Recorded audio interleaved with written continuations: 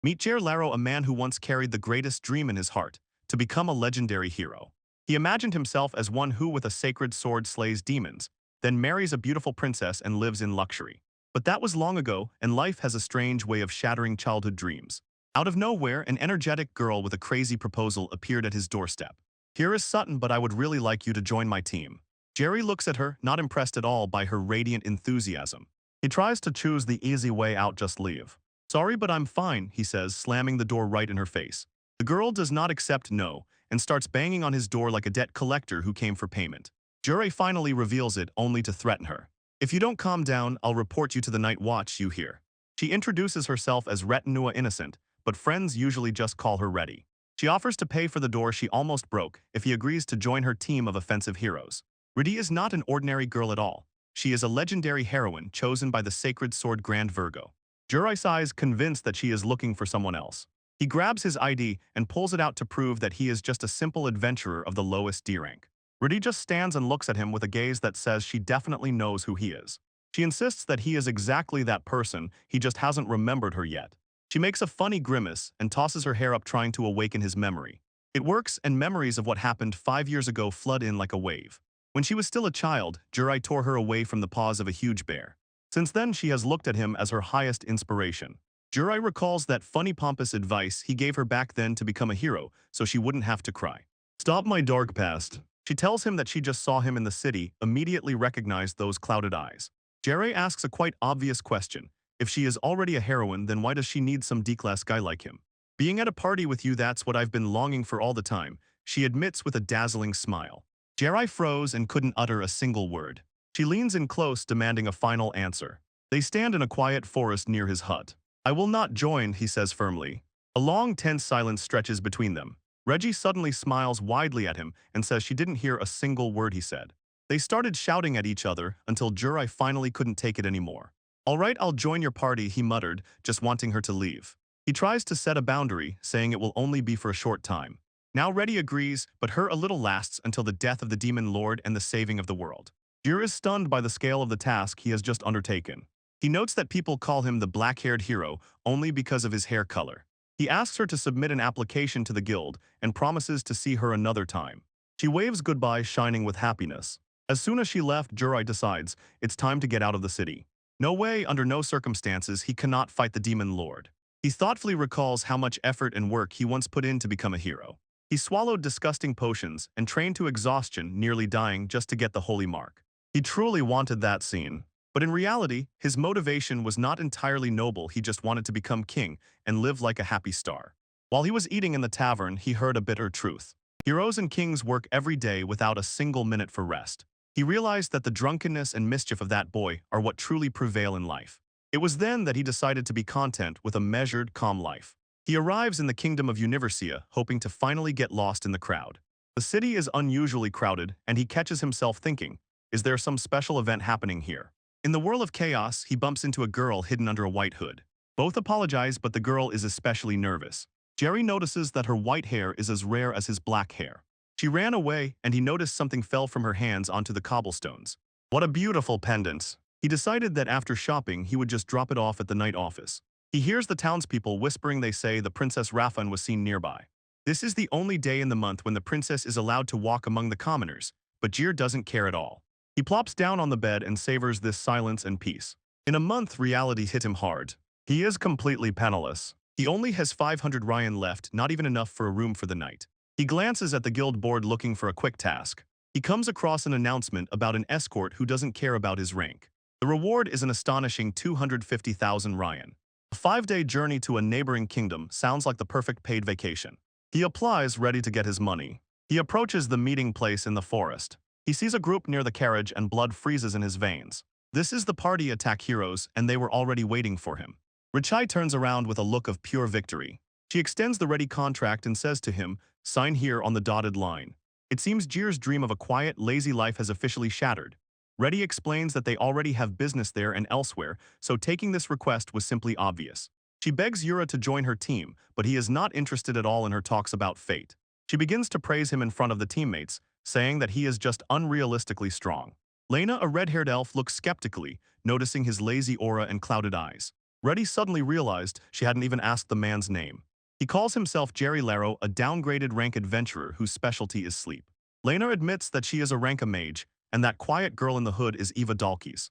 Lena quickly explains that she is currently in Reddy's team. Jurai recognizes the name Antitman and starts to sweat. He decides to keep his mouth shut. He remembers how he once beat up a red-haired elf assassin from that family and doesn't want to get into trouble anymore. Reddy grits his teeth, ignores his reluctance, and calls for a majority vote let them force him to join the party. Lena and Eve claim they don't care, whatever the case may be. Reddy considers this a victory and mentally declares 3 against 1. She even tries to claim that the emotionless Eve secretly desperately wants him to join. Eva spoils the moment by walking away and repeating that she really doesn't care. Lena, with a slight smile, addressed Jir. Don't pay attention to her, Eva is always like that. And suddenly a man squeezed past you and rushed to the group.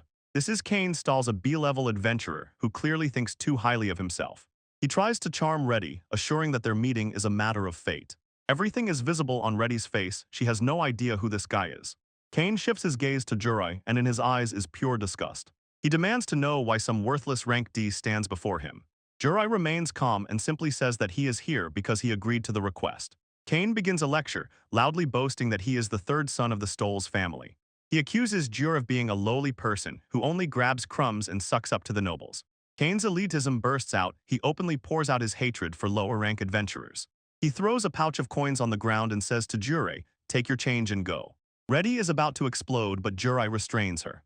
Kane continues to sneer contemptuously, calling everyone from the lower ranks simply trash.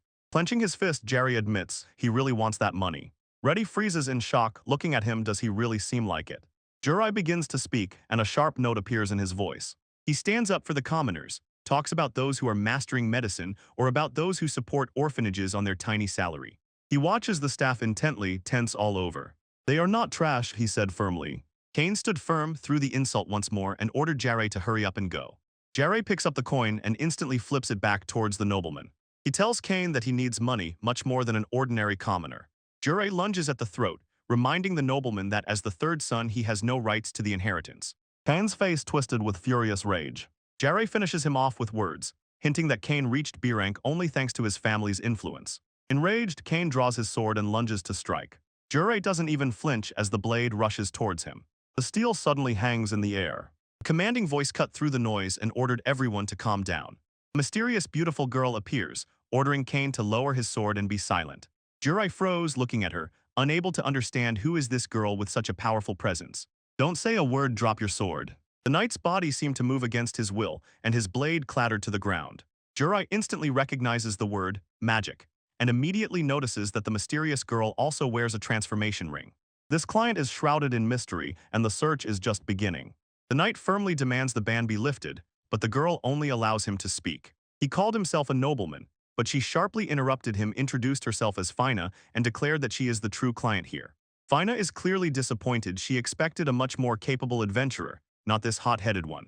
She almost betrays him, threatens to complain about his behavior, but for the sake of his family's reputation decides to make an exception.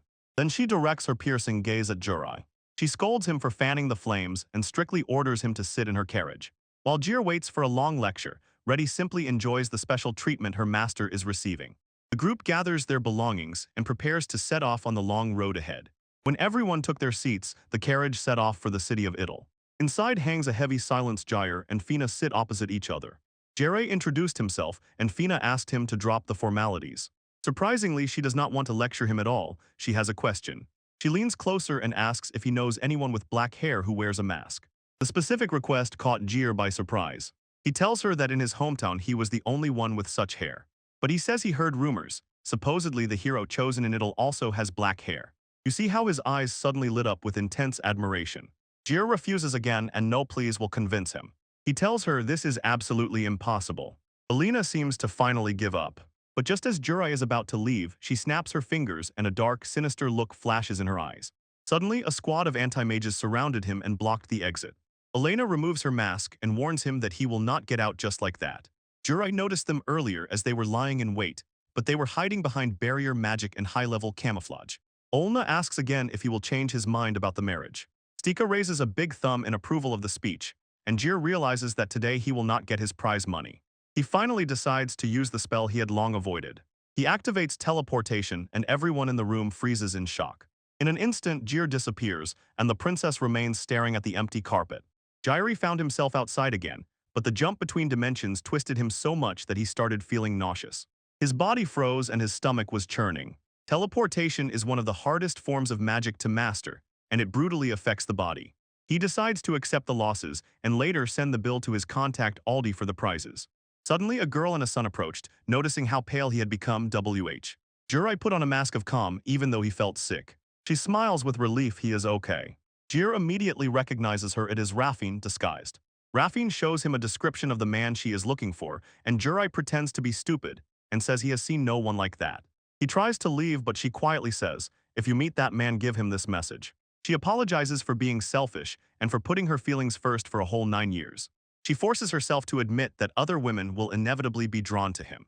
But her tone changes when she says how strange it is to spend time under the same roof with a woman he is not married to. Jirai broke out in a cold sweat when she congratulated the winner on the tournament victory. She told him, "Your performance was truly wonderful."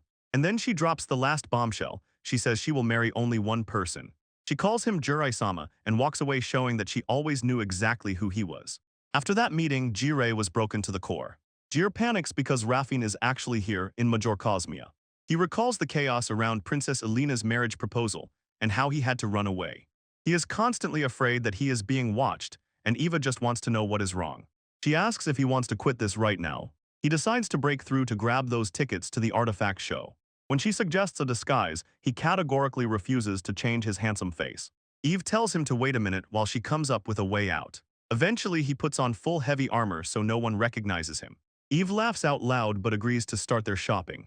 They enter a clothing store that surprisingly looks very simple and unpretentious. She reminds him the price tag does not always mean quality. Eve puts on a real show, trying on various exquisite dresses one after another. Jerry could not tell any of them apart, and it drove her crazy. Then she appears in the image of an elegant lady. Then she decides to try on a more boyish, practical style. She even hurriedly puts on the maid's uniform and a cat costume. Finally, she appears in a huge fluffy bear costume.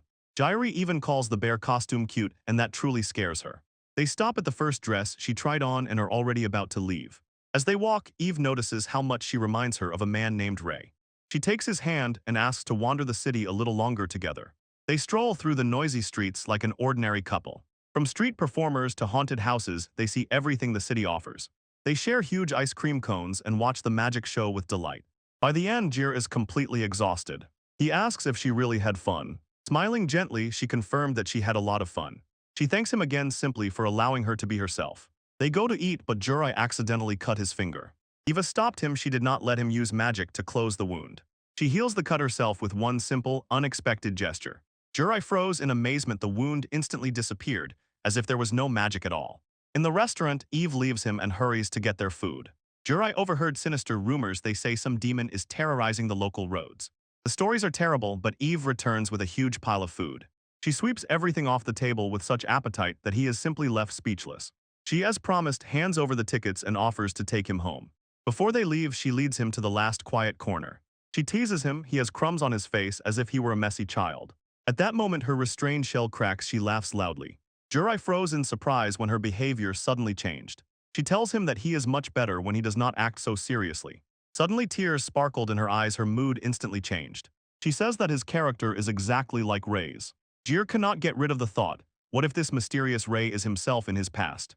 Eve calls Ray the strongest and kindest person she has ever known. He was her savior, and she believes that today he could become a true hero.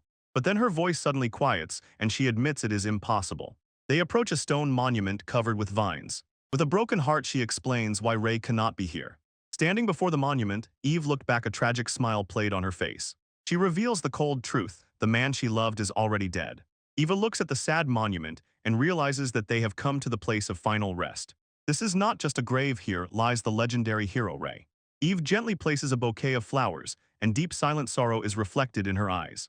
She looks at Jirai and suggests becoming someone he can trust, saying it's better to free the heart from burdens than to carry them alone. Jir hesitates but decides to keep his word and spend the rest of the night by her side. Eve is clearly touched by his kindness. She notices how much his character reflects the image of the new hero she desires. She slowly opens up, sharing stories about Ray and how he shaped the person she is today. Before meeting him, Eve describes her life as dull, faceless gray. Ray once again filled her soul with colors, showing that her life has value. He ignited hope in her, filled her with joy, and gave her a reason to look to the future. He showed her a world of beauty she had no idea existed. With a painful smile, she confesses in the deepest remorse, "I love him." She did not manage to confess her feelings before his death, but she swears, when they meet again, she will finally tell him the whole truth. Jirai wondered, is she going to resort to forbidden magic to cross the boundary between life and death? But Eva has a much more ambitious goal. She is looking for the legendary Dr. Russell, the magic that can bring Ray back to life. She is ready for anything to meet him once more. Ordinary resurrection magic is bound by time and the state of the soul. The power of the world tree has no such limitations. Jirai knows exactly how difficult it is to obtain this magic after all. The White Mages Association has declared all information about it a state secret. Despite all the odds against her, Eva refuses to give up even if the search takes her decades. Her determination touched him deeply, and Jur promised, if he ever learns anything about that legendary tree, he will tell her immediately.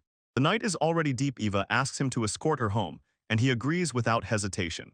Their peaceful walk was suddenly interrupted when a familiar figure swiftly flashed across the moonlit sky. It is Aldi, and the cat familiar is in a state of complete panic. He brings gloomy news. The gyri for which the student was responsible have completely disappeared.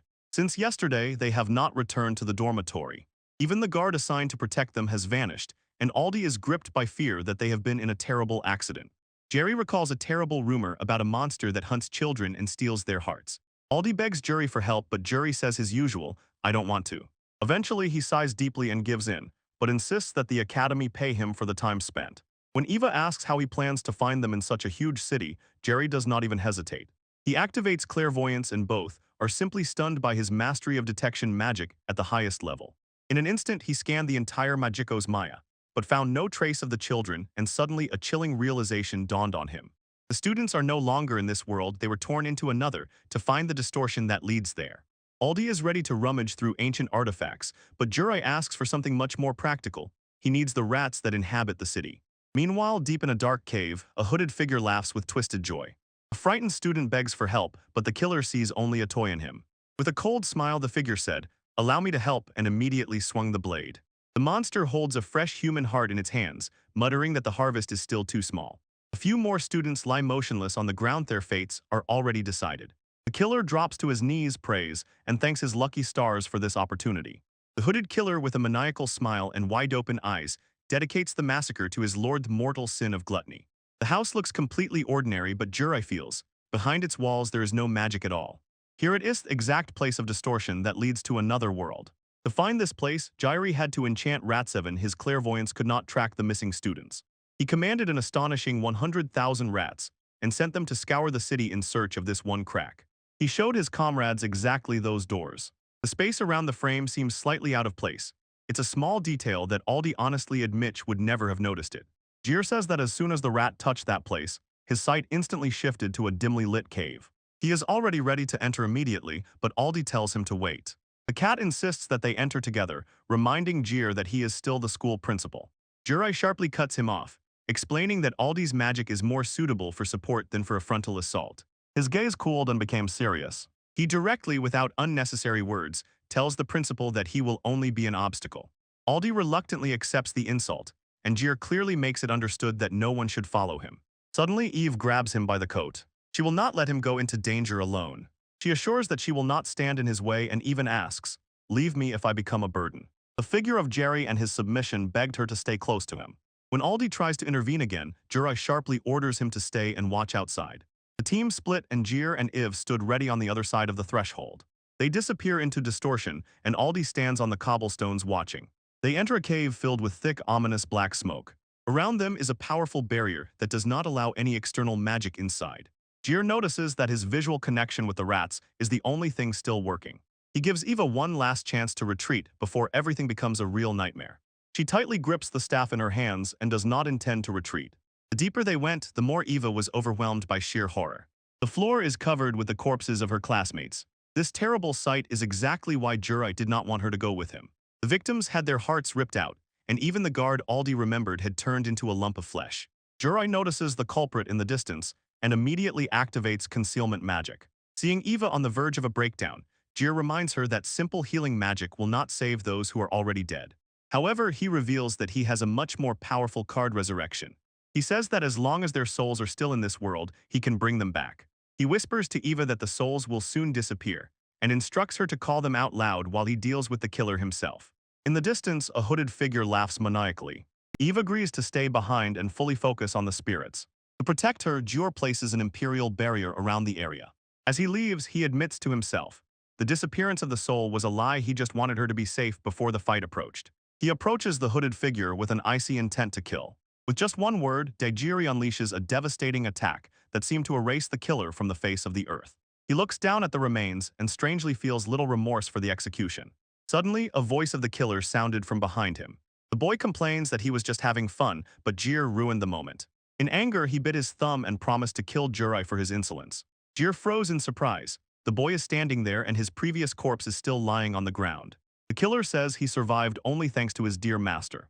He mocks Jur, saying that a pathetic mortal will never understand what a change of events is. He laughs, looking at the faces of the students as they died, saying they deserved it because they reminded him of his former tormentors.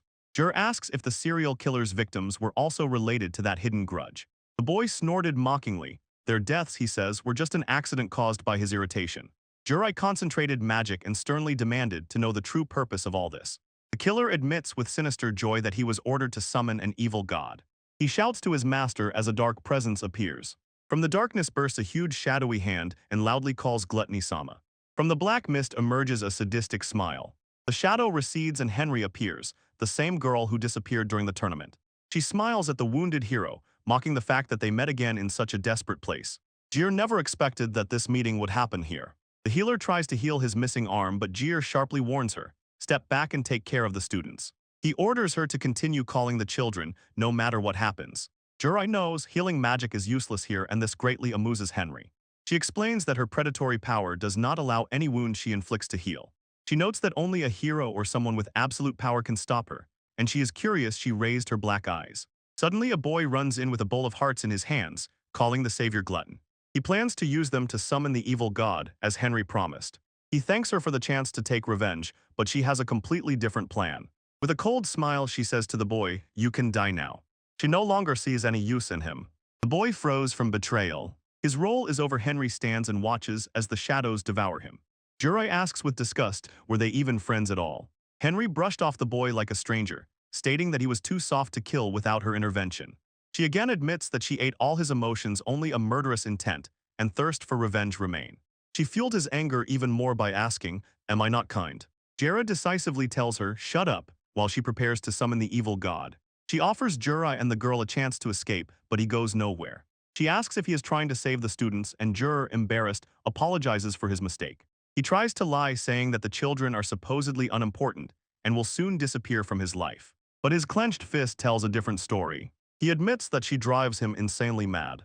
His gaze becomes deadly serious.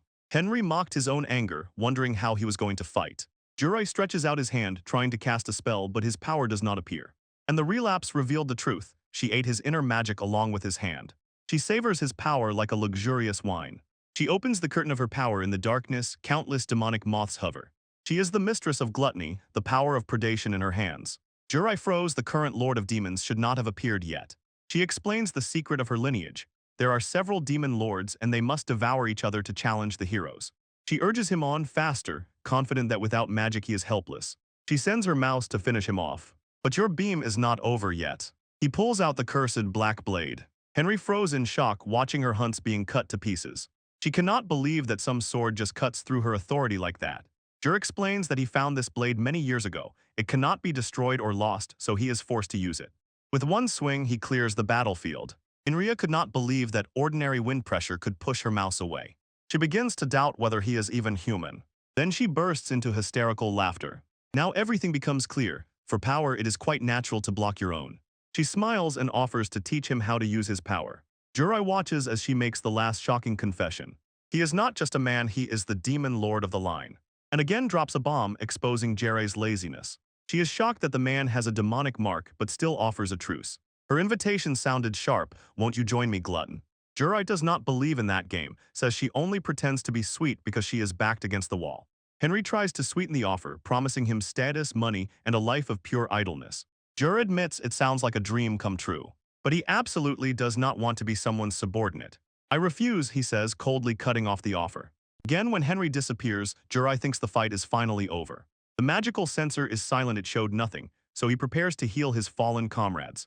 Suddenly, a hidden blade emerges from the shadow and strikes. And again, she used her predatory ability to mask her presence for one last desperate dash. Jir throws himself under the attack and takes a brutal blow to the chest to protect Eva. He barely smiles, but the wound is deep. Eva rushes to his side, desperately throwing her heel. Magic could not close the wound, and she fell into complete panic. Jerry coughs up blood and his life slowly slips away. Eva's world shatters into pieces, her screams echoing in the cave. The trauma triggers an avalanche of dark memories. She carries within her the memory of every life lost because of her presence. She could not save those who were near, and people immediately called her a monster. Even her own parents, frightened, abandoned her. Locked in a cage, the guards mocked her, wishing her death. They saw in her only a commodity to be sold to the highest bidder. Eva lowered her hands and resigned herself to life behind bars. For 4 years, she lived like a demon in the eyes of others. She sat alone and wondered why she was alive at all. Her blessing turned out to be a curse. It killed anyone who even tried to hurt her. Betrayed and abandoned, she refused to trust anyone. She wanted only one thing: for her suffering to finally end. But everything changed when a new prisoner arrived. A knight in full armor was thrown into her cell. He immediately started grumbling about the lack of blankets. Eva was shocked. He simply curled up into a ball and fell asleep. When he woke up, she asked if he didn't find this life boring. He just shrugged, glad that the food was free. He promised to leave her alone, but only after one question. He asked with hope in his voice, "Do you want to do something?" He shared his own goal to defeat the demon lord and become king. She even frankly admitted that she had no dreams of her own. That was enough for him, and he immediately decided that they were leaving. With a sudden burst of magic, he shattered the iron bars of their cage. He stood stretched to his full height, ready to break the chains of her fate. "I will destroy this arena," he shouted, and it changed her life forever. The knight cuts through the arena guards without hesitation. The arena overseer crawled back in panic and demanded to know what this monster wanted. "I just don't like the very idea of slavery," the knight replied coldly. A coward tries to bargain, claiming that his murder will change nothing in the world. He receives only one answer: "No, thank you." With one clean sweep, the life of the overseer ended, and his case disappeared forever. After the place was cleared, the knight stands alone in the midst of this bloody devastation. He gathers the traumatized children around him and says to them, "Follow me." When they ask if he is their savior, he waves it off, saying he did it only out of selfishness. He led the group away from the pits toward a huge estate behind a massive gate. He even apologizes that the estate is too modest for his tastes. They had barely settled when he tells them there is a task that needs to be done. The legendary warrior hands them mops and orders them to start cleaning the dusty estate. The children just stared, unable to believe their new master. Months pass and the knight feeds them, shelters, and teaches them how it should be. Eva is still wary, convinced that his kindness is just a mask for something darker. During the test of magical abilities, it turned out that Eva has a rare talent for healing magic. There is no textbook for this, so the knight decides to teach her personally. He hands her a dagger and says, "Practice healing your own wounds." Eve sharply refused to continue playing what she considers a cruel game. Suddenly, a fierce wave of dark magic bursts from her body. She waits for the knight to recoil in horror at her monstrous nature. Instead, he only grumbles that magic is sticky and disgusting. She froze, unable to understand his casual reaction to her power. He presses her down with his high heel and asks why she is so explosive. Tears stream down her face for the first time someone can truly touch her. The knight is completely confused. It doesn't understand why she suddenly cries. Usually her dark blessing instantly kills everyone it touches. She suddenly realizes only this man can lift her curse. A crooked but hopeful smile slowly spreads across her face. Later that night, eerie laughter echoed through the mansion's corridors. Eva quietly sneaks into the night office while he is distracted at the desk. They caught him off guard without a helmet. He frantically tries to hide his face. He panics like a teenager, desperately trying to put his armor back on. He sternly says it's already late, she should sleep and leave immediately. Eve stands her ground and says she has a desperate request. The size of the knight, and he tells her, "Go away, I don't need more work." She begs him to listen to her. He gets distracted and starts boasting about a pair of newly made magical wind boots. He is glowing with admiration for his creation, more like a child than a warrior. When his excitement subsides, he finally asks what she wanted to request. Eve looks him straight in the eyes. "I beg you, kill me," she whispers. She says that his immunity neutralizes her curse, so only he can do it. The knight looks confused and asks why he should kill her at all. He breaks down her logic and realizes, for her, immortality and power are not a gift but a burden. Without hesitating for a moment, he categorically refused her. He tells her that it would give him nothing, so he will not do it. He waved her off and said it was time to go to sleep. "Stop joking," he ordered sternly, telling her to get dressed and leave. He tells her directly that he does not know her past, but it is time for her to finally start valuing herself. There is no point in dying or being stuck forever in the past. He describes a world full of incredible landscapes and delicious food that she has not yet seen or tasted. She tells him to stop pretending as if he understands her pain. Ray remains straightforward. He says he only cares about himself and is not interested in those who do not know how to love themselves. He admits that he despises people who have completely lost hope in life. When she says that her sister died because of her cursed blessing, he shrugged it off, saying it is just an excuse to run away. "As long as you are alive, everything is possible," he says, extending his hand and offering a future. She stands stunned and does not know what else she could do. He tells her that he does not care whether she lives or dies, this choice belongs only to her. He is annoyed that she relies on others to end her life instead of standing up for herself. The girl finally breaks down, screaming about the torment she had to endure. She tells how her family abandoned her, and everyone she once trusted betrayed her. Through tears, she admits that all she ever wanted was simply to live happily. She clenches her fists, mourning the ordinary life she was never allowed to have. Ray says that her emotional outburst shows she really does not want to die. She says the world seemed to whisper to her that she should not exist, but Ray refuses to believe it. He asks her the only question that truly matters: what does she really want to do? She has no answer, but he assures her there is plenty of time to find it. When she worries that her blessing might hurt others, he calmly says, "Just heal them." The idea leaves her completely speechless. Because healing magic comes easily to her, he says she has no choice, she must master it. He begs her not to give up before she tries to handle her power. He throws into the conversation contracts with spirits and legendary artifacts, like Yggdrasil, that could tame her curse. He warns her with anxiety. Making a contract with a spirit is dangerous and requires incredible magical power. Despite the danger, she nods firmly and decisively to him. Ray instantly transforms into a mentor, promising a ruthless training regime and bitter elixirs to enhance magic. Suddenly, she looks at him uncertainly. She asks if he trains them only to later sell them as expensive slaves. He clarifies they are no longer slaves, so he does not intend to sell anyone. She touches the heavy collar that still presses on her neck and doubts her supposed freedom. Ray admits he would feel guilty if he let them go without survival skills. He says his plan has always been to give them education, and only then release them to freedom. He decides tomorrow is the day he will remove the collars once and for all. She asks why he makes such sacrifices for them. He says he does it for his own satisfaction because he simply hates slave traders. When she asks why he hides in armor and conceals his name, he instantly blushes and stammers embarrassedly. Finally, he gives in and tells her that his name is Ray.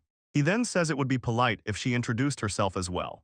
She sadly lowers her eyes and realizes that after a long captivity she has even forgotten her own name. Since the past is gone, he suggests she choose a completely new name for herself. He tells her that she can always change it later if she finds something she likes better. For now, he suggests a simple name, Eva. She pouts at this suggestion. She feels the name is a bit too simple. Ray tells her to come up with one herself since she doesn't like it, but he insists that it's already time to go to bed. He gently escorts her to the door and kindly reminds her that training starts at dawn. Wrapped in bed, she whispers this name to herself again and again until it sticks in her memory.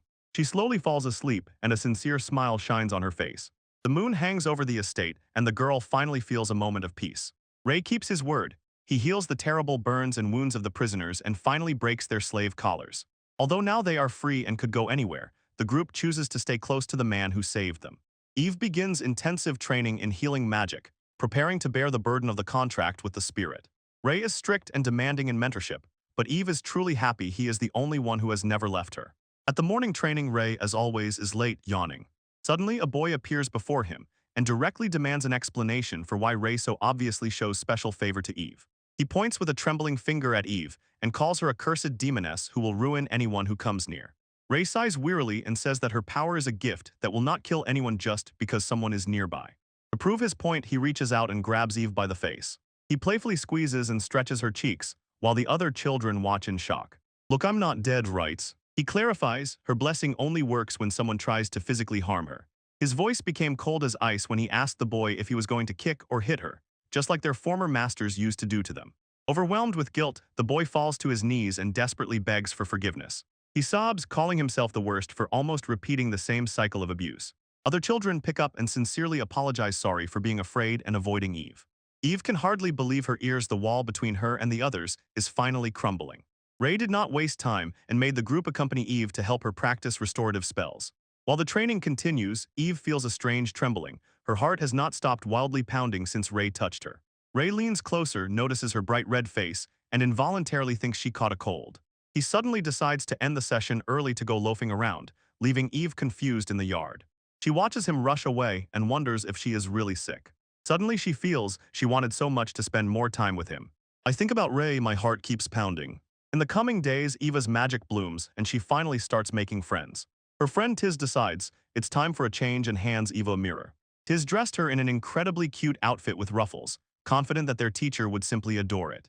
She almost pushes Eva out the door, insisting that she and Ray should go shopping together. Eva is all nerves. She keeps asking herself if she really looks cute. Ray knocked on the door and asked if she was finally ready. Tiz flung the door open, introduced Eva, and smiling asked Ray, "Are you ready to fall in love?" Ray stares into the void, then quotes an old saying, "Fine feathers make fine birds." He says anyone looks great when well dressed, then bluntly orders her to take it off and get ready to go. Eva's face twisted into genuine irritation, but she stubbornly insists she is not angry. Ray ignored the tension and told her to hurry and meet him outside.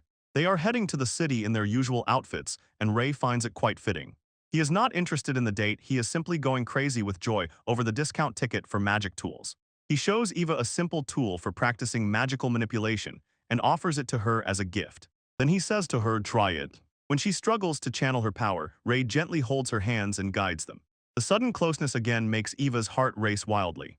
Ray sighs bitterly. He is at such a high level that he has no one to talk to about his passion for tools. Eva understands that if she masters these tools, she might finally make Ray happy. Ray has finished the shopping marathon and is carrying a real mountain of supplies. Eva looks at him with a tender smile, thinking that he behaves just like a child. Suddenly, Ray drops the entire load. His expensive tools scatter across the sidewalk. He groans in despair, regretting that he did not simply use the magic of his box of things. Eva's laughter made Ray say that her face is quite nice when she smiles sincerely. Eva froze, her heart skipped a beat when she asked if he liked her face. "No, I'm not interested," Ray replied, instantly shattering her hopes. Eva suddenly realized how little she really knows about this eccentric man. Although he is harsh, she catches herself hoping that these calm days last forever. A single raindrop hits her head, but the sky darkens not just because of the storm. A huge, eerie black dragon emerges from a gap in the clouds and looms over the city like a sign of death. Suddenly, a huge dragon looms over the city. People freeze in horror and wander in confusion. A dragon? Why is it here? Knights hurriedly lead the residents out, while the city's protective barriers for some reason do not activate. Ray orders Eva to go home immediately, assuring her that behind her walls she will be safe. But while the crowd flees, Eva suddenly realizes Ray is heading straight into the heart of the storm. He says, "I just forgot something," and tells her to go away. Eva runs, but her heart is pulled by a sudden, oppressive feeling of anxiety. Suddenly she is pierced by the realization Ray did not say this. He never truly promised that he would not fight. Ray bursts into the sky and head-on crashes into a colossal black dragon. He drives his blade into the monster's scales with terrible force. The dragon responds with a strike, but Ray withstands it and breaks through, shouting, "Damn it." Ray delivers a devastating blow. A huge explosion of mana shakes the city. The townspeople cannot believe their eyes. A lone man matches the dragon in strength. Eve stands from afar and watches the bloody slaughter, her voice trembling. She shouts, "Why, why?" Ray is beaten, his armor half broken, but he does not retreat a step. He stands victorious over the beast, catching his breath, and Eva rushes to his side. But the celebration is cut short by a sound that chills her to the bone. Two more dragons emerge from the clouds and circle around the exhausted warrior. Ray is already on the edge, but disregarding impossible chances, he snorted contemptuously and muttered, "What a hassle." The knight begs pleadingly to retreat and heal, but Ray warns, "Don't stand in my way." He decides his own fate. Limping, he walks towards inevitable death. Ray reveals his true dream: "I am a man who will become a hero." He knows that he lacks that holy sign that makes a person a true hero. So he decides, to become a hero, he just needs to be a hero in his actions. He chooses to be stronger than others to protect those who cannot stand up for themselves. Ray rushed at the twin dragons, giving his last drop of strength to it. He refuses to run away, chasing an imaginary ideal of the perfect hero from fairy tales, which he admires so much. Her face flushed with a blush, she understands that her search may finally be coming to an end. "Finally, I will be able to meet him, my destined one." A sudden flash embarrasses her, and she instantly hides her face out of shame. Jurite begins to understand why she concealed her identity from the guild. Fina confesses that she cannot reveal her true social status or real name. Jairi changed the subject and noted that their driver is incredibly skilled. He guesses that woman in the mask is an elite guard who must protect Fina without revealing who she really is. Fina is impressed by his intuition. It confirms that he hit the mark exactly. She noticed, for an adventurer demoted in rank, his observance far exceeds his rank. Curious, Jurai asks more about the person she is looking for. Fina comes too close, making it awkward. She passionately wants to share a dear memory. Gra tries to protect his personal space as she begins to tell what happened 6 years ago. 3 hours passed, and Fina is still insisting about her footprints on the white horse. She pauses for a moment to make sure that Jurai is still listening to her monologue. She frankly admits that she has too high expectations for the dark-haired hero, all because of a childhood promise. Suddenly, her stomach started growling so loudly that the entire romantic atmosphere instantly dissipated. Embarrassed, she admits that she is hungry, and Jurai remembers that he has something to eat. He summons a magic circle, activates his item box, and pulls out a pouch of treats. Fina was simply amazed that a low-rank adventurer can use high-level spatial magic. Jurai waved it off, saying he didn't know that studying required so much mana. Fina recognizes these treats, the famous Chartet sweets, which always sell out. Jir laughs. People bring him sweets as a token of gratitude for his services, but he honestly admits he doesn't like sweets. He hands the bag to Fina, and she promises to take care of this gift. Outside, Reddy looks through the window with a gaze of pure longing. It turns out she had been riding all this time, clinging to the back of the carriage. Fina decides, time for a break, let everyone share their treats. Reddy is delighted, enjoying the selected treats. Jurai passes the bags to others in the escort. He notices a knight sitting alone by the fire, still boiling with anger. The knight tells him to be quiet. Apparently, his wounded pride has not yet healed. Jurai still leaves the bag of treats and asks the knight to let him know what he thinks. The knight froze, staring into the sack, his heart tightened with reproach for how he had treated Jurai. He cannot understand how the one he humiliated can be so kind to him. Ved shakes our hero and wakes him up. Time to start the shift. He was sent to stand guard at night on the so-called night shift. Ved warns him to be alert, meanwhile mentioning an angel who might tempt him if he loses vigilance. The man claims that he restrained himself only because he is already married. Embarrassed, the hero turned around and saw Fina, who was looking at him with a gentle smile. She approaches and gently says, "Good evening." When he asks why she is here, she coquettishly pouts. She wants to try standing guard. She considers it valuable experience, as she rarely leaves the palace. Fina clenches her fist and insists that despite her appearance, she is actually quite strong. He understands there is no other choice. He will have to obey the client's whims. It turns out she simply slipped past her guards just to end up here. He did not want to leave her alone, so he decided to stay and be nearby. Suddenly, his ears caught a barely audible rustle in the neighboring bush. With a precise throw, he hits a tiny creature hiding in the grass. It is a rare drooping rabbit of rank D, a real luck for any adventurer. At this moment, his courage shines brighter than any legend ever told. Against all expectations, the dragons fall, and the crowd freezes in stunned silence. Eva shouts his name and rushes to the very center of the destruction. Suddenly, she collapses, and a dark aura begins to seep from her body. She remembers Ray's warning. The power of blessings is not absolute and can vanish in the blink of an eye. Her near immortality slowly fades, and she remains completely defenseless. One of the fallen dragons widely opens a vengeful eye and prepares to unleash a final desperate fiery blast. Eva froze in horror as death looked her in the eye. The shadow breaks through the smoke and intercepts the deadly attack. Ray becomes a living shield and takes the full brunt of the explosion to save her. The monster finally dies, and Ray collapses onto the cold stone floor. Eva froze in horror, looking at the man who gave everything for her. Ray gives her a weak, last smile as she cries, "This is my fault." The mage's restoration spell does not work. Ray's life slowly slips away. He looks at her with quiet calm in his eyes, knowing he has fulfilled his duty.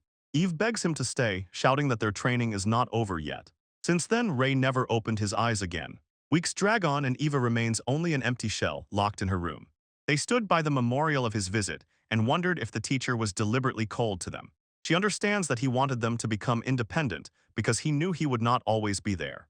When Tiz recalls Eve's love for Ray, the truth finally hits her like a physical blow. She breaks into a guttural sob, finally confessing, "I loved Ray, I loved you." Eve still clearly remembers the day she became the best student of the Academy of Magic. A whole year has passed since her beloved Ray fell in battle. The city is preparing for a festival in his honor. Everyone will wear red hair to remember the fallen hero. Eva holds tickets to the exhibition of ancient artifacts, her rare victory against impossible odds. Despite all her successes, she still hasn't found the one thing she truly lacks. She swears to use the power of Yggdrasil to bring Ray back to the world of the living. "Wait for me," she whispers, stepping away from his grave. Burned by grief, she mastered the magic of healing and graduated as the best student at the age of 14. To find the power she sought, she made a pact with a mighty water spirit to enhance her strength. The ritual dyed her hair blue and dulled her ability to show emotions. Finally, she joined the hero-ready squad and rummaged through every secret writing, searching for the key to resurrection. On the way, she met a man who turned everything upside down. Jinrei was so much like Rei that Eve dressed him in the same armor just to feel a little closer to her lost beloved. When Jinrei rushed into battle alone, Eve felt as if the nightmare of the past was repeating again.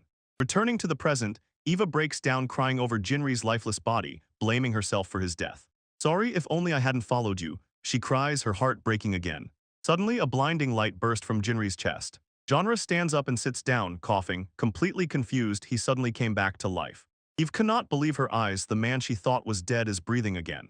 Jinrei slowly recalls the duel with Henry and the moment when his life suddenly faded.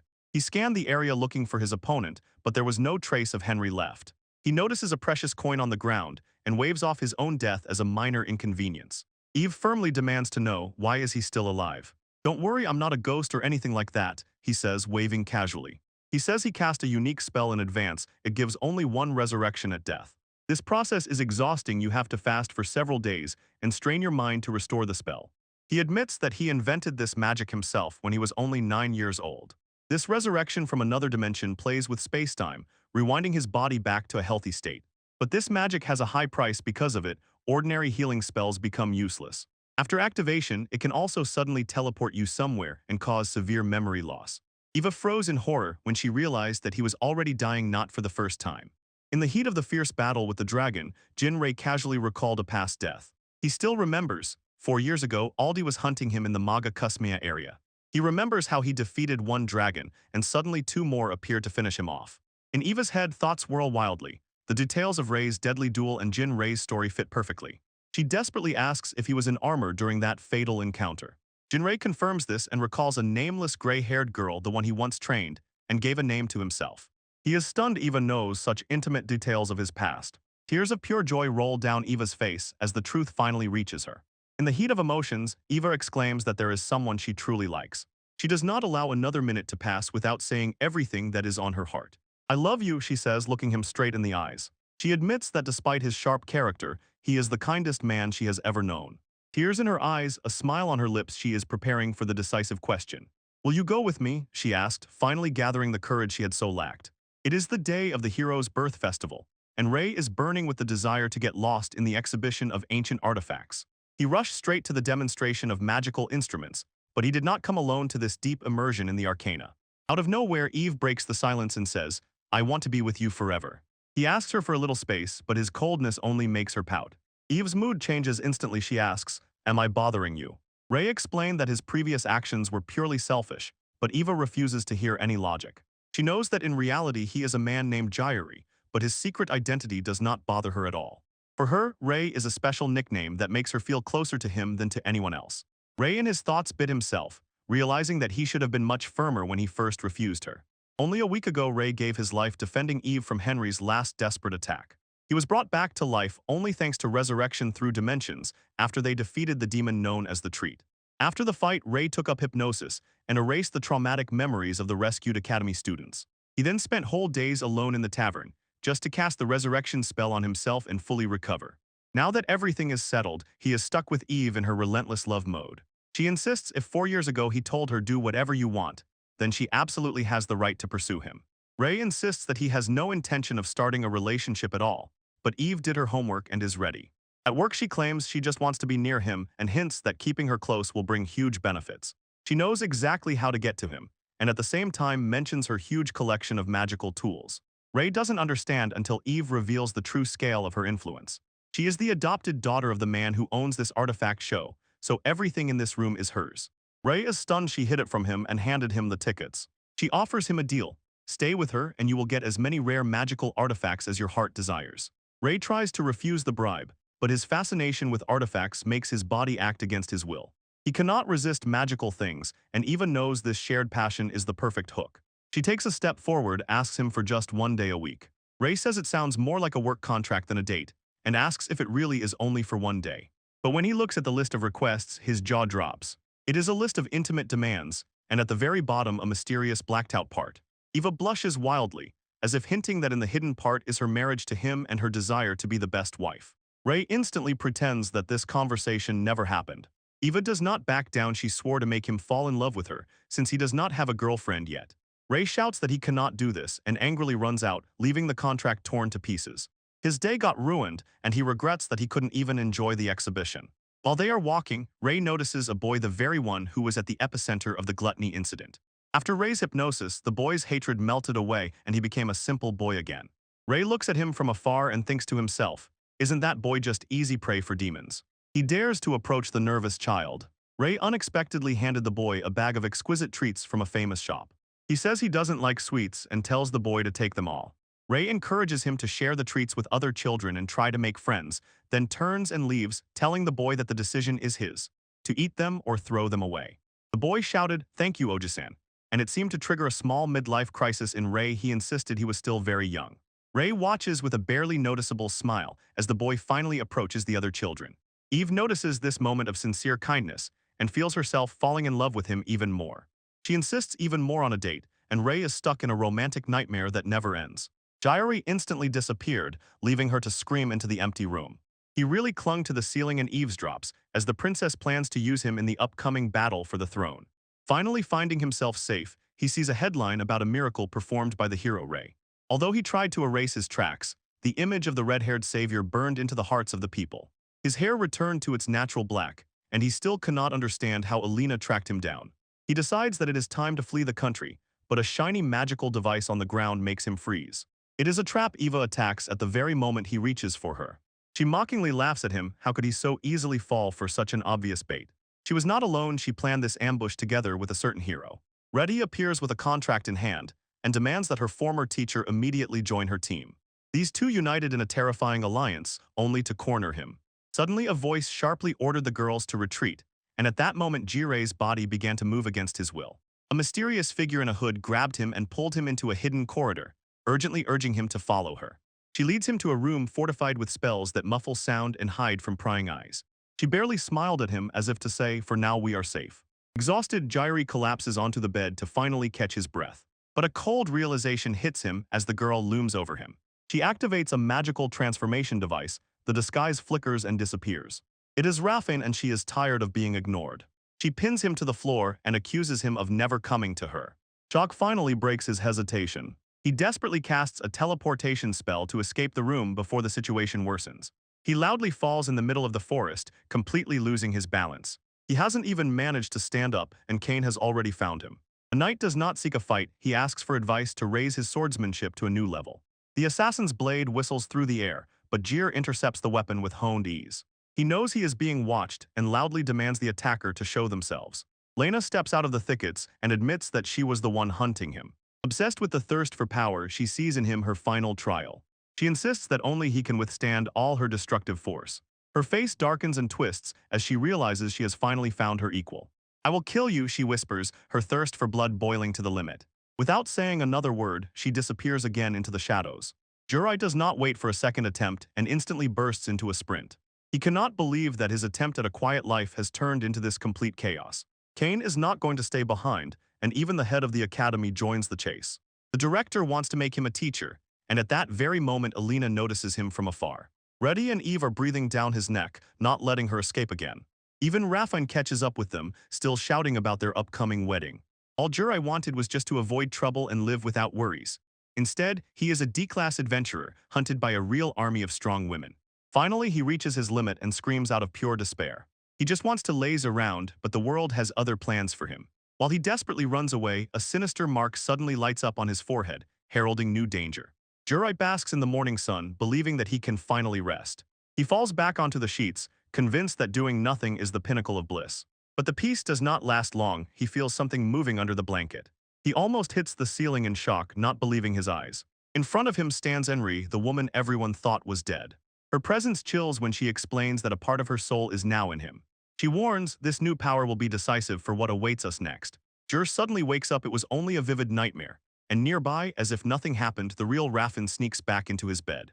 He has been on the run for several days, and these girls somehow manage to find him no matter where he hides. While Rafin sleeps peacefully, Jur cannot shake the feeling that his reality is becoming as strange as his dreams.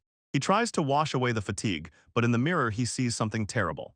A mysterious black mark has appeared on his forehead, which does not disappear, a souvenir after meeting Henry. Suddenly a dark living shadow bursts from the air and demands to be fed. Garrett tosses an apple, and the shadow grows into a row of sharp teeth that swallow him whole. This is the same predatory ability used again, and Jir realizes in horror that he is beginning to understand it. Although the shadow is creepy, it is incredibly agile like a third hand that can reach anything in the room. Even more shocking now, he can summon the legendary black sword from his inventory with just a thought. Realizing that he needed answers, Jir decided that the only way out was to go to the magical library. He visits Oldie, the eccentric cat director of the academy, hoping to ask for a favor. Jirai pretends to be indifferent because he is sure that the director will easily let him in. Oldie is a master of teasing. He throws Jir a line. Help is in his hands, but whether he will extend it is another story. After a few tense minutes, the cat simply laughed and promised to give him permission after all. They are such good friends. Oldie even arranged a special carriage for the trip to Ravel Hello. Jirai is sincerely touched finally. He thinks the director is an honest person. His gratitude instantly disappears when magical ropes suddenly appear and tightly bind him. Oldie smiled slyly and announced to everyone in the room that he had managed to capture Jir. Even her companion was delighted. Cat really fulfilled his part of the deal. Jir sits unbelieving, completely motionless and at the mercy of his comrades. He tries to break free, but Oldie shows that these are not ordinary ropes. This is an ancient magical instrument, one of only 3 in the world, so escape is impossible. Stuck and unable to flee, Jir is thrown into a carriage that rises into the sky and heads to their destination. Inside, Raffen in disguise wastes no time acting at home, and gently offers Jirai to lay his head on her lap to relieve some fatigue. Eva, in response, tries to feed him homemade bento from her hands while they float among the clouds. The younger girl gazes enchanted at the landscape, completely unaware of the romantic quarrel happening nearby. Jirai begs them to untie him, but Eve refuses. He knows that as soon as he is free, Jirai will immediately try to escape. Everything instantly becomes awkward. Jirai says he needs to use the toilet, and Eva responds by taking out a bottle of wine as if that will solve the problem. She even suggests turning away while he deals with his business, and he freezes in horror. Raffen explains that she is changing clothes to cross borders after Aldi sent her a magical letter. Outside, Aldi is wildly happy. He rushes in a flying carriage and enjoys the chaos he himself caused. Jir can only sigh in defeat, wondering how his life became so complicated. The 2 girls immediately started arguing, and Eve sharply told the princess to step aside. Raffen does not back down, boldly claims that she and Jirai are mutually in love. They stand close to Jira, look him in the eyes and demand, "Which one of us do you love more?" Eventually the tension subsides and Raffen expresses her wish that they fight on equal terms and become friends. She confesses, as a princess, she never truly had many friends. The confession touched Eva. She officially accepts her and agrees to give up formal addresses. They even start planning shopping immediately after landing, and Jirai wonders, do they really get along now? When the city of Ravel Hello finally appears in the distance, the group tensely prepares to descend. Looking at the vast landscape, Jir realizes, wherever he goes, he can never escape from them. The guard insists, the special zone where the magical library is located is strictly forbidden. Aldi tries to show who is in charge here, claiming that they received permission in advance. However, the guard explains that factions of antiheroes swarm in crowds in the reconstruction zone, so they cannot guarantee the safety of such an adventure with a lowered rank like Jirai's. Ravel Hilo is a country under the heel of the Empire, built on the veneration of heroes. This is the land of beastfolk who still bear scars from the demon attacks several years ago. Many locals harbor deep resentment. The heroes were late and failed to save their families. Retinoa is admitted as the hero of the attack, but Jirai is preparing to part ways and seek his own path. Ritaniva is desperate at the very thought of being torn away from her teacher, but Aldi firmly tells them both to step back and let the professional handle the negotiations. The cat puts on its cutest show, begging the guard with shining eyes.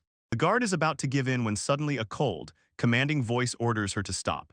A man named Lucas stepped forward, and his presence instantly made the air stifling. Jerry immediately senses this guy is bad news, and it shows just by how he carries himself. Though he has animal ears, his features are human, clearly marking him as a noble half-beast. He ignores the guard's shouts and decisively takes control of the gates. "I said no," he repeats, his gaze full of contempt. He declared himself a hero talent and sternly ordered the group to disappear from his sight. He sternly demands that they leave before his patience runs out. Jirai stands firm. A hero has no right to command people like that.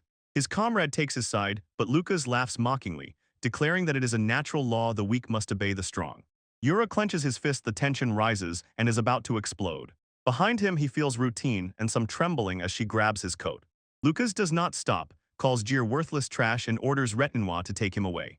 The girl froze with fear, as if paralyzed blood boiled in Jirai. Well, Lucas tries to silence her with a single look, but Jir has already heard everything. "Don't open your mouth, it annoys me," Jerry sharply cut in, wedging between them. Lucas took it as a direct mockery of his royal status, Prince Ford of Independence. Oh, sorry, I didn't realize I was talking to such an important person. He challenges the prince's logic. If the strong rule, then Lucas himself should obey them. He gently placed his hand on Retinoa's head and assured her that everything would be fine. Even if she is scared, Jerry will not let it pass just like that. He decides the time has come to show who really stands at the top of the food chain. I am better than you, stronger, exclaimed Jurai with absolute confidence. Lucas responds with a twisted, arrogant smile. He reaches for his weapon, unbearably wanting to smash the commoner to pieces. The fight is interrupted by a huge werewolf named Wisdom. He rushes to his master to check if he is okay. Lucas sharply ordered his subordinate to stay behind while he himself deals with the D-rank trash. Suddenly, Aldi recognizes the Beastman and realizes that he knows this tall warrior. It turned out that Aldi and Wisdom were once close friends and studied magic together years ago. Wisdom is the deputy captain of Lucas, the prince who united 10 countries on the continent of Westia.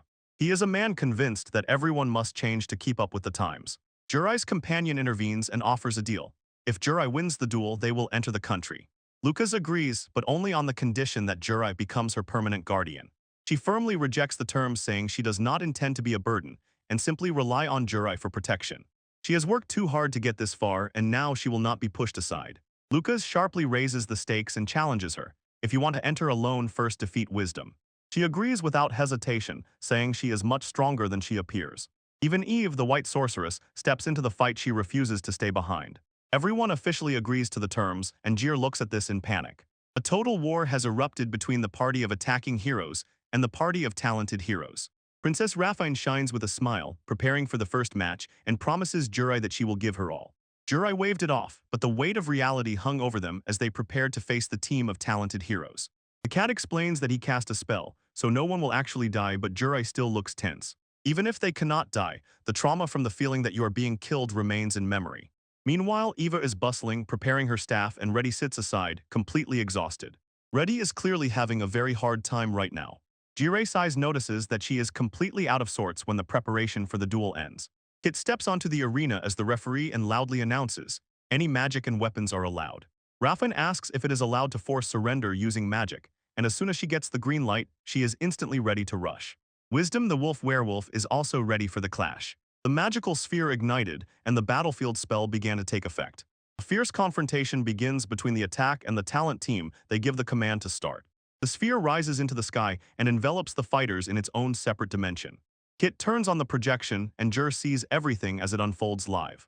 They were dropped into a dense forest, and Jur knows that this is a huge disadvantage for Raffin. Wolf werebeasts feel great here, but Raffin did not hesitate for a moment, immediately shouted stop. Her verbal magic instantly captures his wisdom, freezes in place. She explains that while her magic is active, he can do nothing and politely asks him to surrender. Wisdom is not one to surrender. He is a member of Adolf's Knights, and their code commands victory even at the cost of lost limbs. In his eyes, defeat has one justification: death. He challenges her, order me to commit seppuku if you want me to stop. Raffin is clearly stunned. She is a kind princess who probably has never taken a life. Jurai watches from outside and understands that her naive hope for peaceful surrender clashes with the unwavering determination of a warrior. 5 minutes of tense pause passed until Wisdom broke the silence with a request. Raffin does not back down, refuses to give the order to kill him. Wisdom realizes that nothing can be done anymore and finally makes her move. He dashed with terrifying speed, appearing right behind her. Then I'll have to make you, he growls, picking her up. His claws dig into her throat, and Jurai without hesitation throws himself to save her. The cat stops him and reminds him that interference during the duel is not allowed. Raffin tries again to use his verbal magic, shouting for him to stay away, but it doesn't work at all. Wisdom reveals that he has been countering her magic all along. It turns out Wisdom specializes in anti-magic research, and after 5 minutes of exposure, he can neutralize her spells. Jairi thinks this is the end and fears that this loss will leave a scar on her forever. But the cat smiles and asks if Jir knows the true essence of the magic of words. Jir admits that Raffin is not yet at that level. Wisdom insists again that she surrender, not wanting to cause her unnecessary pain. But Raffin keeps thinking about Jir and the role she wants to play beside him. She screams that she will not become a burden and refuses to give up. With all his wisdom, he decided to end this as painlessly as possible. He prepares a decisive strike with his claws, sharp as razors. Raffin drops to his knees but does not pray. She chants, I am strong. She repeats it like a mantra and insists that she is much stronger than him. She imagines becoming faster and stronger. Wisdom sharply swings his hand down to kill. When he touches, it seems to him that it is all over.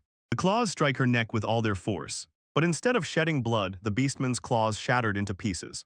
Jurai is stunned. She realizes that thanks to the essence of the magic of words, she has achieved physical self-improvement. Wisdom does not believe his eyes, looking at the broken nails. Her conviction turned into raw power, and Rafin looks him straight in the eyes. "I told you to surrender," she commands. Finally, everything has turned upside down. Rafin does not back down an inch. She demands complete surrender from her beastman opponent. The werewolf, having just lost a claw, does not retreat and lunges forward with a savage bite, which Rafin catches with her bare hands. Looking him straight in the eyes, she resolutely says, "I am stronger than you." Before he can react, she slips away with incredible speed, mocking that she is faster too. She took advantage of his confusion, jumped down from the trees, and with a powerful kick sent him to the ground. Standing over him, Rafin again begs him to surrender, but he does not yield proudly, says he will never give in to a little girl. With icy determination, she raises the claw to his throat and asks if it is really impossible. Tears well up in her eyes as the weight of this moment overwhelms her. With the last "I'm sorry," she delivers the final blow. The duel ends with splashes of blood.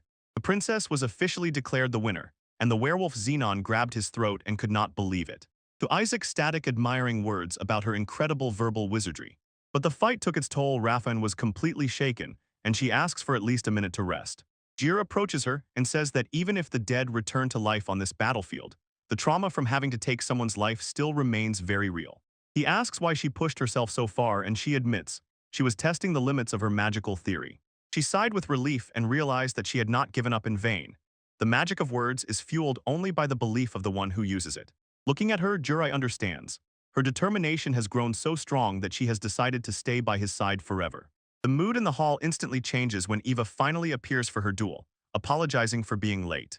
Jir notices that Rafin is still a bit pale, but she instantly hides her anxiety with a tense smile and insists that she is fine. Eve felt less confident, she knew. Although she was first in written exams, she always finished last in practical ones. Suddenly, Xenon returns. Carrying a tiny girl in a cap, she mercilessly teases him for losing to a girl. This newcomer Maya is Eve's next opponent, and she is clearly not thrilled about her role in the hero's team. Someone notices Maya spat Eve and immediately points, shouting her name in recognition. She burns with determination, eager to settle the score and prove who is the better mage here. Toa whispers to Jurai that they studied at the same academy, and here it is, classic rivalry. Tension rises, Maya awaits an answer, and Eva tilts her head and asks, "Who are you?" Maya is completely shattered, feverishly reminding Eva that they were supposed to be friends who always talk. She even says her full name, Maya Katsavalida, hoping to awaken memory. Eva directly and without unnecessary words apologizes. Back then she had no time for friends, so she simply does not remember her. Jir could only silently watch as Eva mercilessly pushed her away. The duel between two white mages officially begins. Jurai expected a long, exhausting battle of endurance and recovery, but Maya instantly shattered his expectations by hitting Eva with a harsh high kick to the face. Maya is not a traditional healer. She is a virtuoso of close combat who with bare hands can knock down even sword masters. Besides incredible combat skills, she is also a master of the household, turning out to be a terribly upgraded all-rounder. Maya pressures Eva to stop just defending and finally fight back. She admits that her motivation grew from a bitter defeat by Eve during their admission that memory still fuels her rage. She burst into tears. It hurt her that she remembered Eve so clearly, but Eve had completely forgotten her. Eve begins to mutter, recalling her past, how she was a demon who took lives with her blessing. She understands one healing is not enough to protect what is dear to her. A powerful aura began to swirl around her, and Maya froze in shock. Stealing her determination to fight, Eve activates her magical extension. She summons a water scythe, a deadly combination of elemental magic and her own blessing. Eve owes her transformation to Rei and firmly refuses to repeat the mistakes of the past. Maya mocks the clumsy weapon, while Eva is resolutely ready to defend those she loves. She lunges forward, determined to become stronger, while Maya prepares to strike. The scythe passed through Maya's hand in eerie silence, leaving her bewildered. Maya tries to put on her stiletto, but her hand is still a black stump that won't heal. She is gripped by panic as the wound begins to eat even deeper. Rei suddenly notices. Eva, along with her blessing, also causes excessive healing. This scythe does not cut flesh, it floods the target with so much healing magic that it causes biological collapse. Rei, with a clenched heart, recalls Eva's exhausting training at the academy. She pushed herself to the limit every day, fueled by a goal known only to her. Rei understands, even when he was not around, she never stopped training. Broken Maya gives in to a stream of tears from disappointment. She tries to find justification for her defeat, but Eva's sincere apology only deepens her emptiness. Eva apologizes with regret. She forgot about what once connected them. She admits that they are not yet friends, but extends her hand and simply says, "Let's become friends." Maya pretends it is a trifle, but when she accepts this gesture, it is clear that it touched her. She insists that they remain rivals in the race to defeat the Demon Lord. Ray sees with relief as the conflict peacefully subsides. He praises Eve for her hard work and finally sees a rare, genuine smile on her face. The mood changed when Lucas stepped forward and dismissed everyone as unnecessary. He directly challenges Ray, determined to put this D-rank in his place.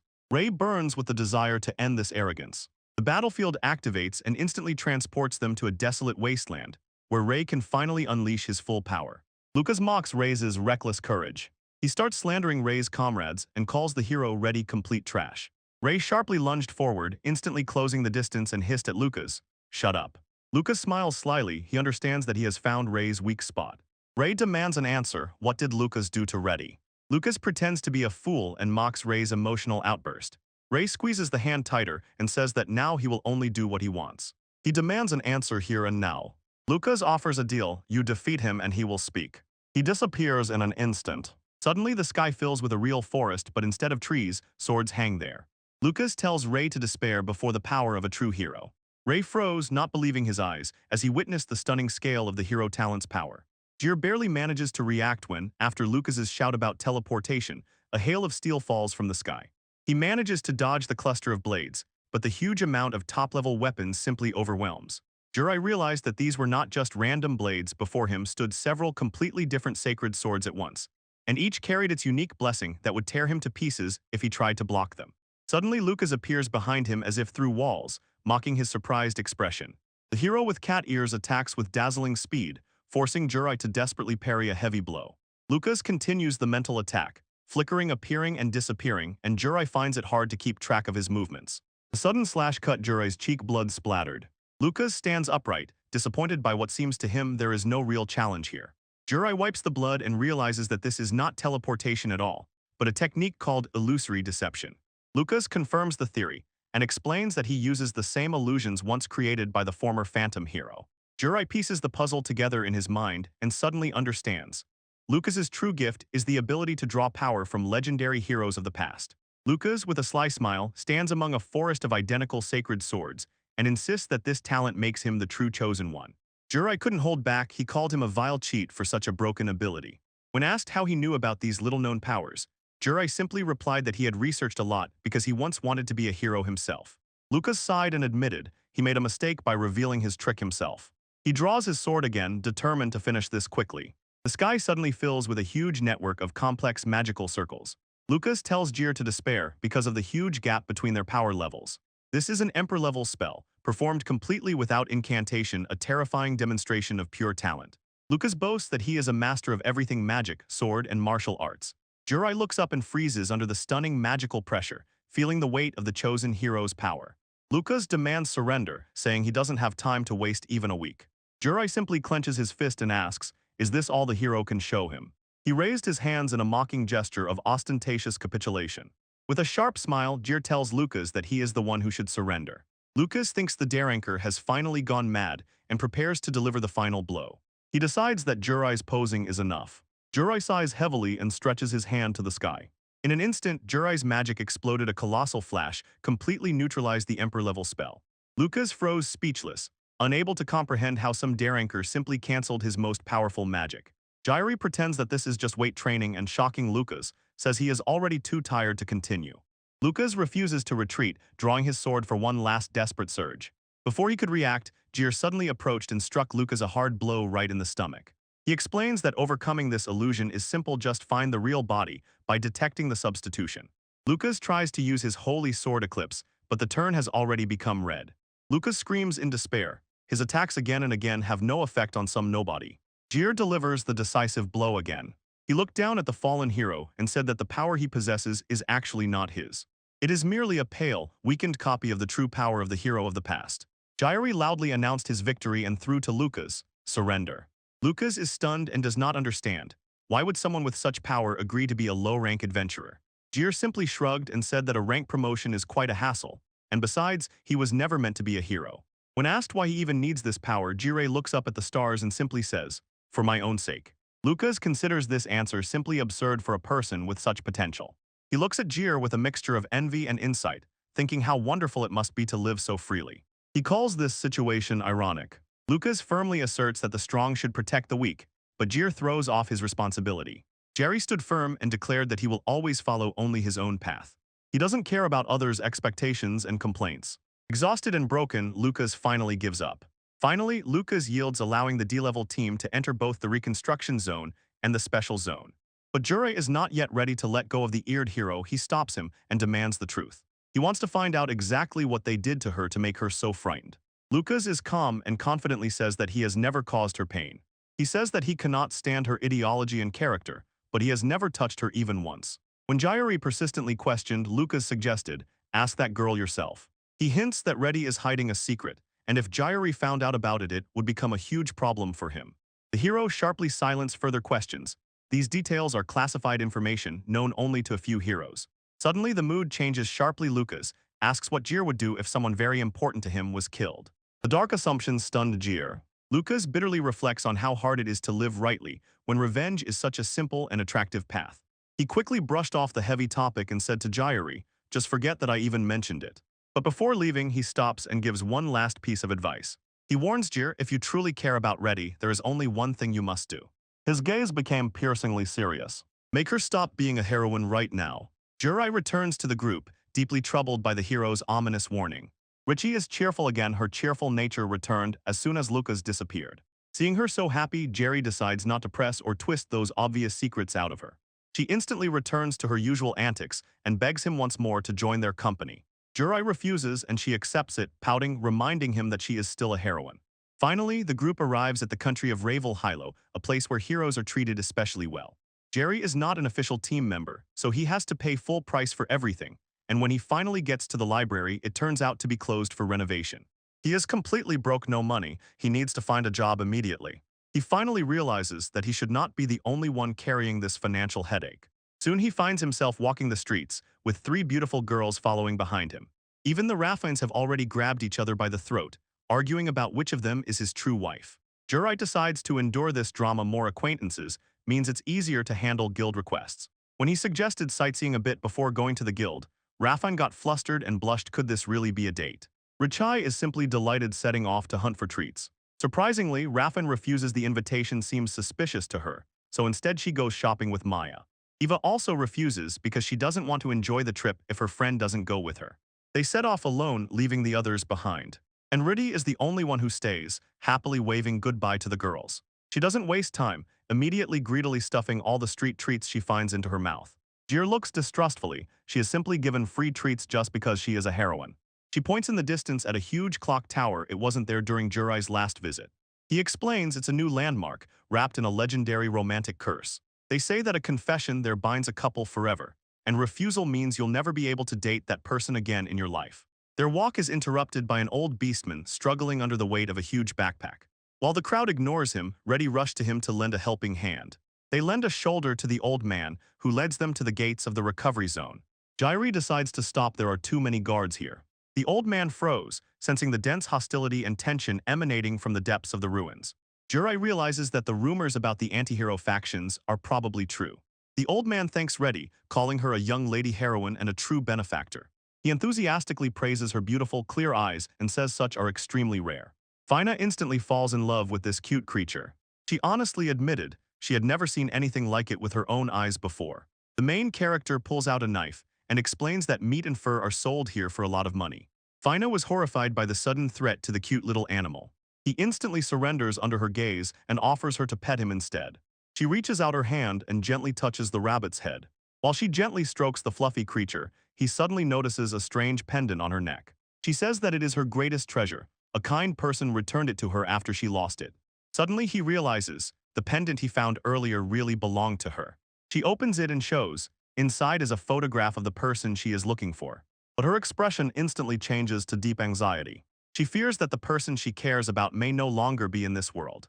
She waited a whole 9 years long and painfully. The silence in the forest grows heavier as he contemplates her words. He looks into her eyes and confidently assures her that that person is definitely still alive. Fina shines and thanks him for being so unexpectedly kind. He jokes about his charm to keep things light and she laughs. He explains his simple philosophy to do just enough work to live without stress. Fina admits that she would like to live without feeling the burden of her status. He tells her that everything will be fine if she decides to run away with that. She confesses if they finally meet, she might be reckless enough to go for it.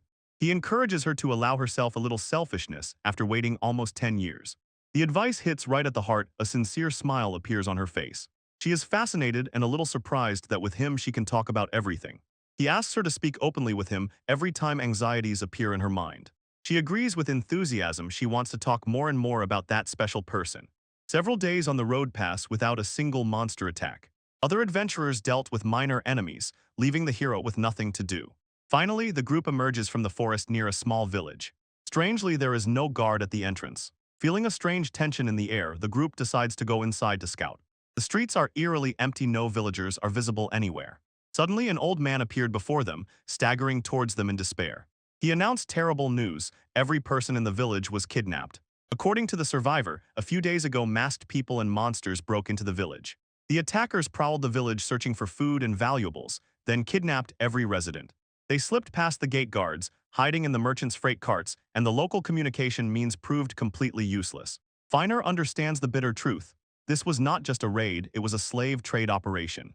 Kane confirms, although slavery was abolished years ago on the wounded continent, in other lands such as Bestia, this cruel and profitable trade still thrives.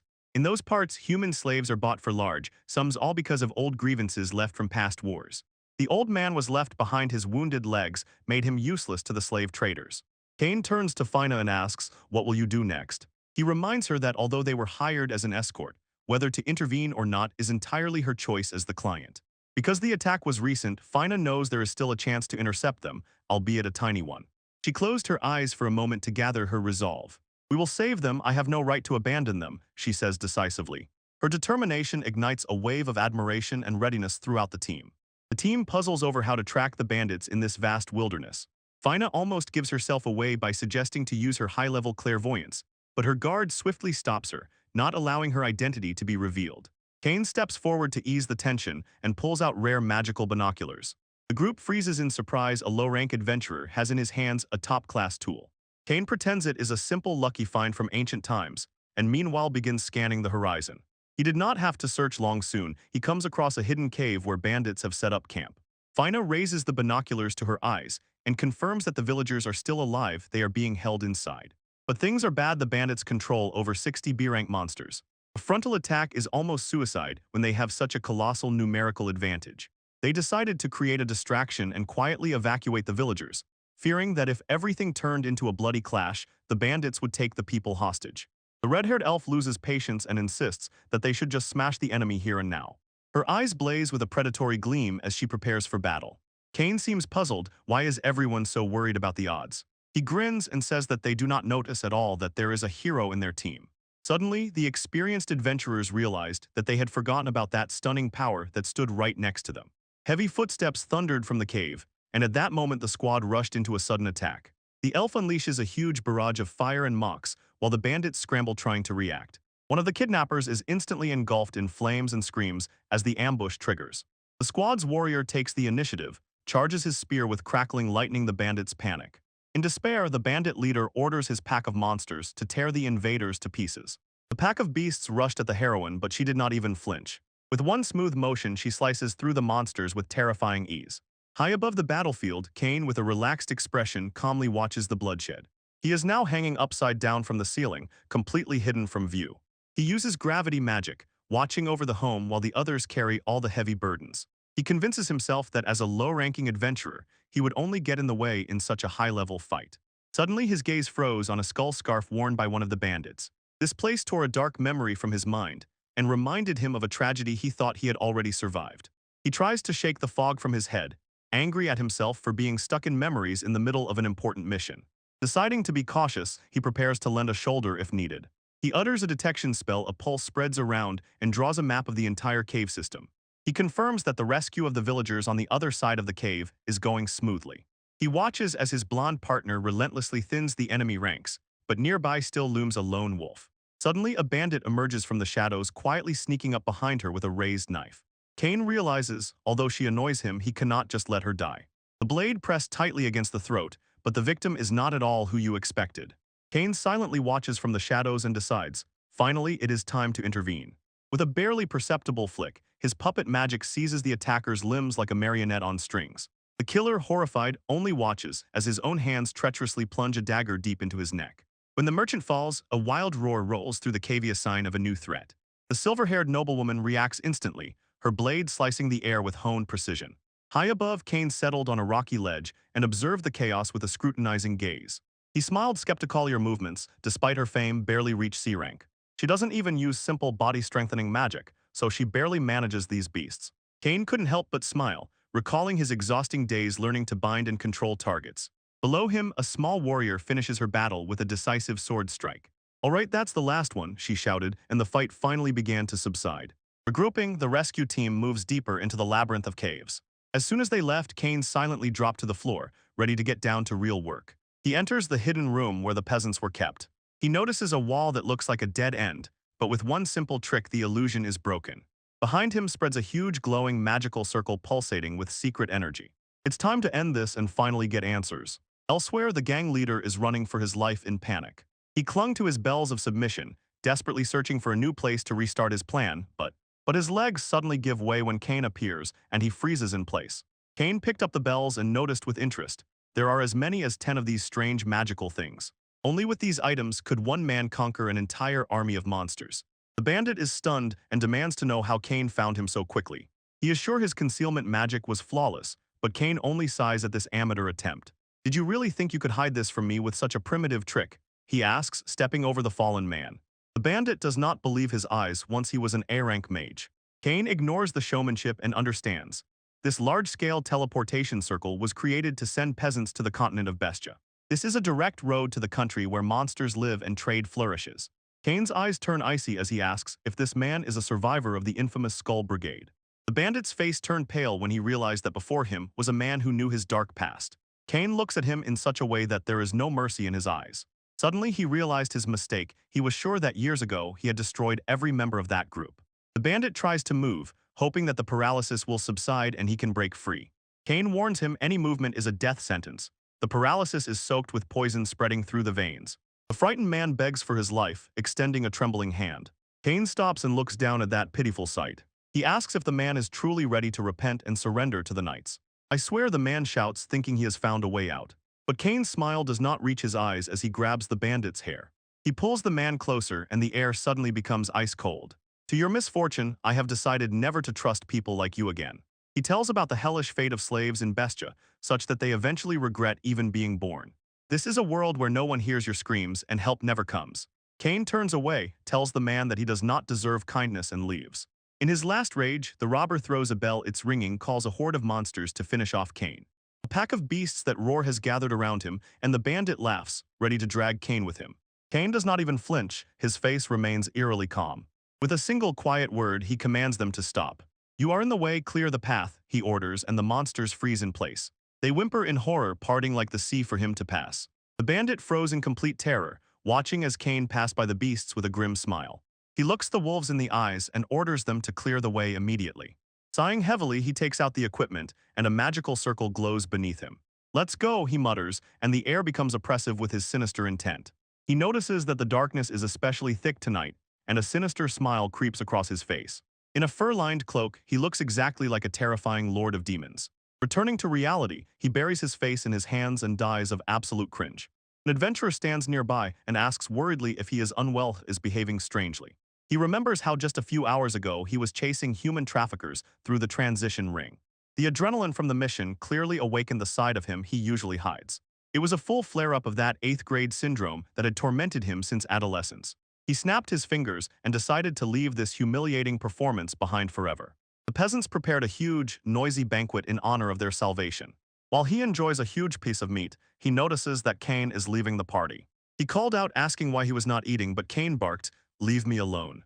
Kane bitterly says that he does not have the privilege to just sit and eat like everyone else.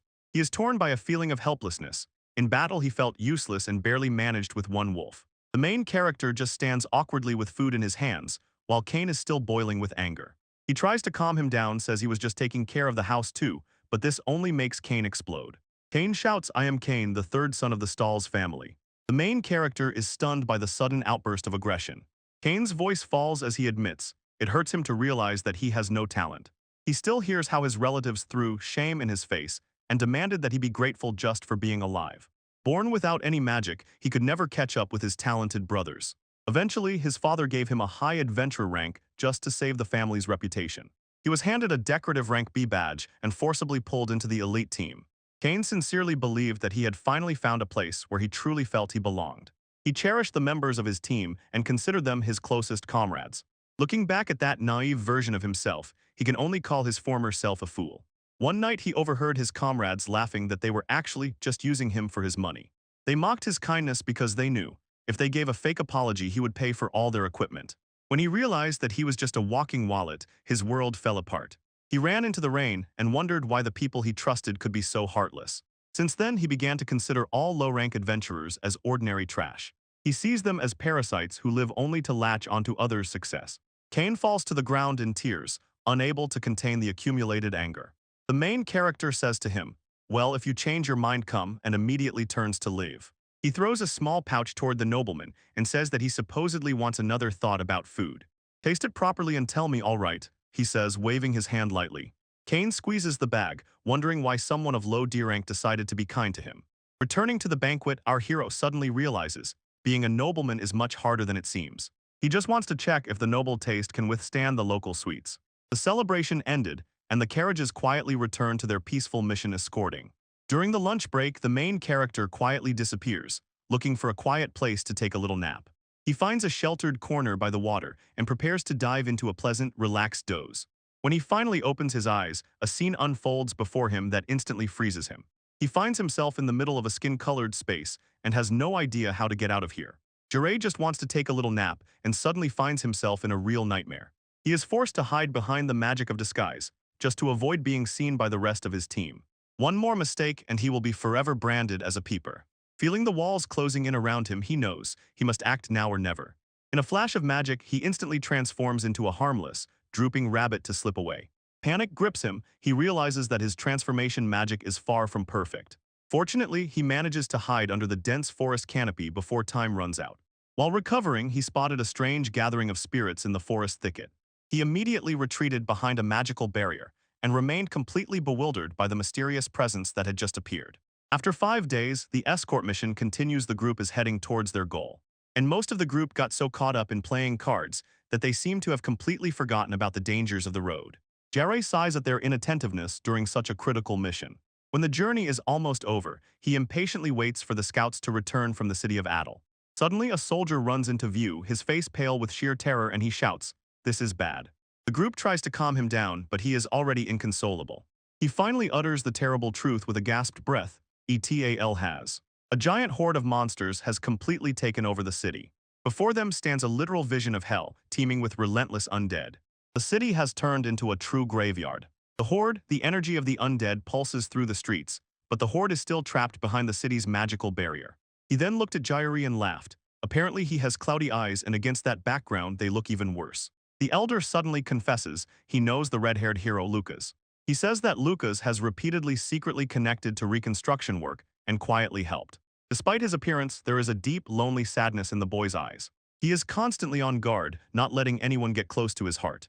The old man looks Jiraiya straight in the eyes and asks him to take care of the hero. Jiraiya feels disgusted at the very thought, and he does not understand why he could even become friends with such a person.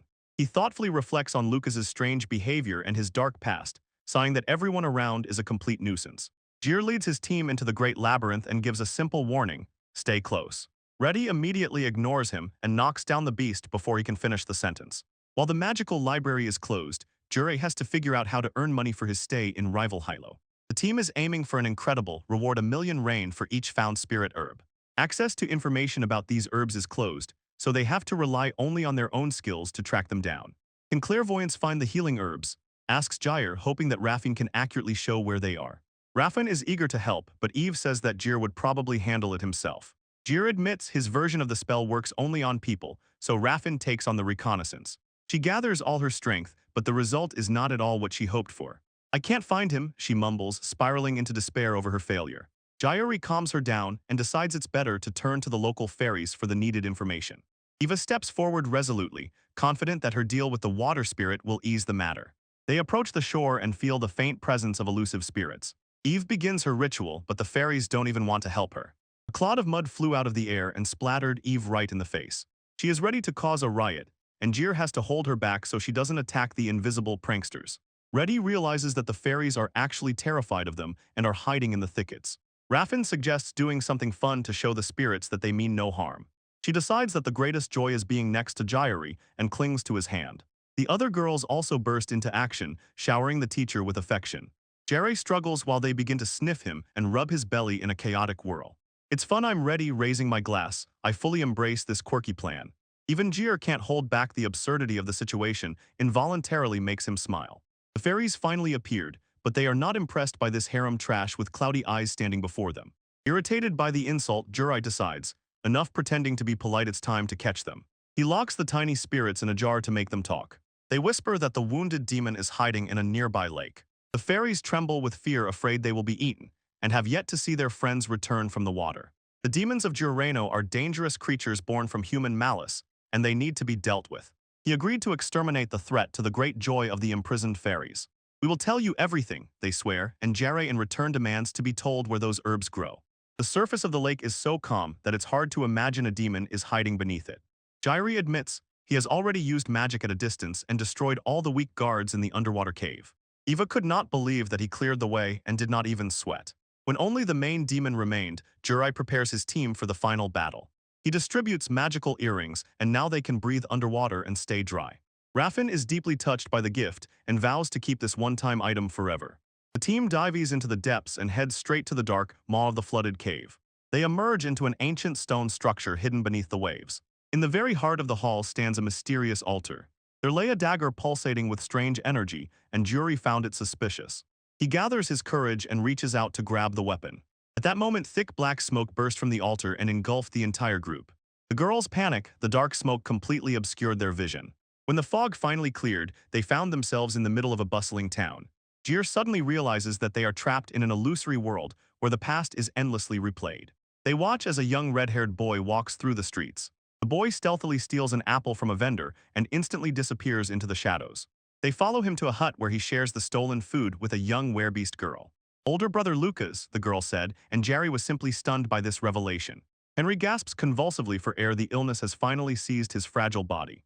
Lucas tries to be strong, promising to feed his little brother and take care of everything.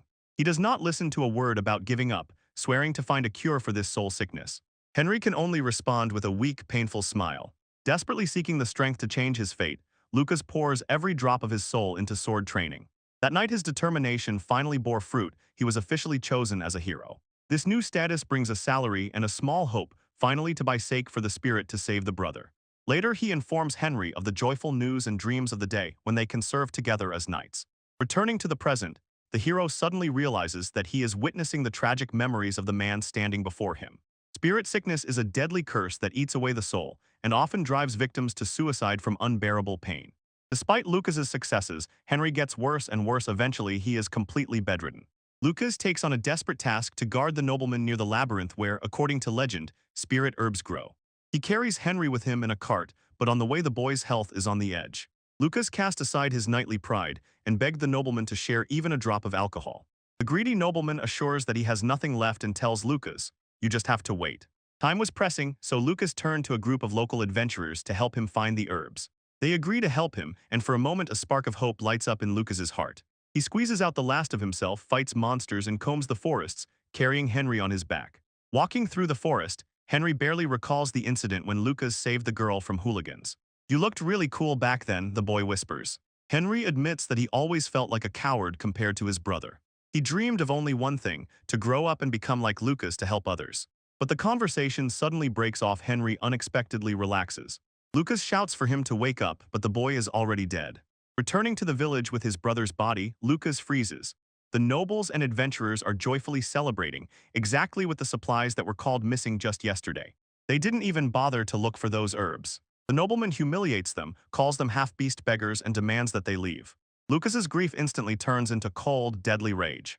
Suddenly he realizes their lie is the cause of Henry's death. The panicked noble orders his demon to kill the knight. Instead, the beast turns its fangs against its master and tears him to pieces. Lucas finally understands. This very demon was the one causing the strange activity of the monsters all along. He draws his blade ready to destroy this creature. Suddenly the vision breaks off and the company finds themselves again in the same room. The black demon from the memories stands right here next to him. It makes no move to attack, it simply crouches down in front of the group. The girls prepare for battle, but the main character decisively orders them to stop. He suddenly realizes the creature does not want to fight at all. He steps forward and addresses the beast by name. "You are Henry, right?" The demon devoured the boy's corpse, and at that moment Henry's soul entered the creature's body. Ruddy asks if they can do anything to save him. Unfortunately, too much time has passed, resurrection magic will no longer work. The main character suddenly realizes that Henry showed them those memories because he has a message for Lucas. The demon lifts the ritual sword from the altar and extends it. He wants it to reach his brother. The hero agrees to pass it on, but Henry's control begins to fail. The demon's instincts start to overpower his consciousness as he growls in pain. His soul can no longer hold his self before the beast. Because their souls have merged, it seems Henry will have to perish along with the demon. Suddenly, the main character's black sword itself began to seep with dark magic. Suddenly, he understands. This blade is a predator, its power can devour souls. If he uses it, he can eat the demon's soul, sparing Henry's essence. He raises his hand and commands the sword to eat. "I will end it all, Henry," he says resolutely. The demon's illusions revealed the bitter truth about Lucas's past and what happened to his brother Henry. Henry's soul had already been devoured and merged with the monster, but Jerry, using his predatory skill, tore it back. Looking at the consequences, the princess involuntarily thinks, why was a boy like Henry never allowed to find happiness? Jerry disagrees, insists that Henry died with a smile on his face. He takes out the ceremonial sword, and the blade shines with pure light without any offense or evil. It is a sign that the boy's soul has finally found peace. The princess can only smile, hoping that Jurai's intuition will not fail. The demon is tamed. Jir refocuses on his first mission, spirit herbs. They head to the clearing near the ferry to finally complete the task for which they were truly hired. Jairi prepares to make the surrounding world cooperate. He summons the white moon, and a huge artificial sphere emerges in the sky. The magic works instantly. The field explodes with a sea of glowing plants. Here it is, the secret the fairy spoke about. Ordinary grass, and suddenly under this special midnight light it transforms into high-quality spirit herbs. Jai understands this is exactly why the squad of heroes couldn't find them many years ago. He decisively orders everyone to rush to gather while the magic hasn't faded and the herbs haven't turned back into weeds. The team jumps into action, determined to clear the field down to the last blade of grass. Jir is already calculating the colossal haul, dreaming of 100 million gold coins. Returning to the guild, Kairai sees a desperate father begging for information to save his dying son. Jurai grumbles these herbs smell so acrid and unpleasant. He tries to dump the heavy bags on the girls, but they are not interested at all. They firmly refuse to carry the stinky load. Even little Reddy wrinkles her nose at the bitter smell. Beaten Jarai takes this burden on his shoulders himself. He rushed forward, shouting to the group to find lodging, and went to deal with personal matters himself. The girls understand, although he grumbles Jurai has a heart of gold. Jurai found the desperate father and left herbs for his son's recovery. Suddenly, Lucas looked irritated. It was clear that Jerry was using detection magic to monitor his every move. Jurai does not waste time on pleasantries. He says to Lucas, "I have a message from Henry." Lucas flinched from the strong shock until he noticed his brother's ceremonial sword. Jerry explains that Henry's soul rests inside the blade. He recounts the entire story of the labyrinth, not omitting a single detail. The soul has so far remained dormant. Jerry says it will take from 6 months to a year to awaken. Lucas assumes that for his return they need a physical body. Jerry stuns him by saying he will manage the impossible. He plans to use the data absorbed from the demon to literally recreate Henry's true body. Jurai tells the hero, "Stop worrying and live as you want." Lucas recalls how in childhood he dreamed of becoming a night knight. Now he is completely lost and sees no reason to go further. Jurai asks him why he is so torn inside. He gently notes that our beliefs change over time. Lucas admits he despises this world and how it uses good people. He is nauseated by the very idea of heroism. For him, living for justice is a senseless, dangerous path that leads only to losses. Jurai simply tells him, "You are wrong." Jurai challenges the hero, "Keep watching me closely." Lucas warns him, "Someday you will regret your decisions." Jurai sharply replies, asking the hero why he doesn't just quit if he hates it so much. The question stunned Lucas. He froze and remained silent. He tightly grips his brother's sword. Finally, he sincerely thanks and walks away. Jer wakes up in the middle of the stable, still groggy from sleep. His calm lasts only a few moments. A sudden kick to the face sharply pulls him out of sleep. He stays in this hut only because he is completely out of money, although the rest of his squad usually lives like royalty. The girls are still unconscious, lost in their own dreams. Raffin mumbles that a lot of time has passed. The youngest girl promised the teacher she will come to the party. Milia simply sighs in her sleep, dreaming about how cool she finds Ray. Jure finally got out of the pile. Milia wakes up and immediately demands a good morning kiss to start her day. He instantly rejects it, so she chooses the embrace. But there is no time for games. He encourages the group and leads them to the magic library. The scale of the interior simply takes your breath away. Books hover in the air by their own power, as if the building itself has come to life. This is a library with its own will, a magical sanctuary, ruled by a master mage and guarded by silent automatons. Even usually reserved, Raffine was left speechless by what she saw. Jure passionately explains, their mission is to find a specific list of books for Aldi. To make the boring task more interesting, Jir suggests a small bet. Whoever finds the most books will be able to command the one who finds the least. The girls immediately agree, their competitive spirit ignites. Before they disperse, Jir pulls Raffine aside and tells her that clairvoyance is strictly forbidden. She thinks it is about fairness, but in reality, something deeper is hidden behind it. Jure reminds her that her magic has not yet fully recovered after their last adventure. Moved by his sincere care, she gives him a radiant smile and agrees. Milia looks at that exchange with pursed lips, clearly jealous of that special attention. The group is, as always, in complete chaos, but they need to complete their mission. The match officially begins, and the girls rush between the rows. Raffin is determined to carve out some time alone with Yura. Milia is resolutely aiming for an adult date.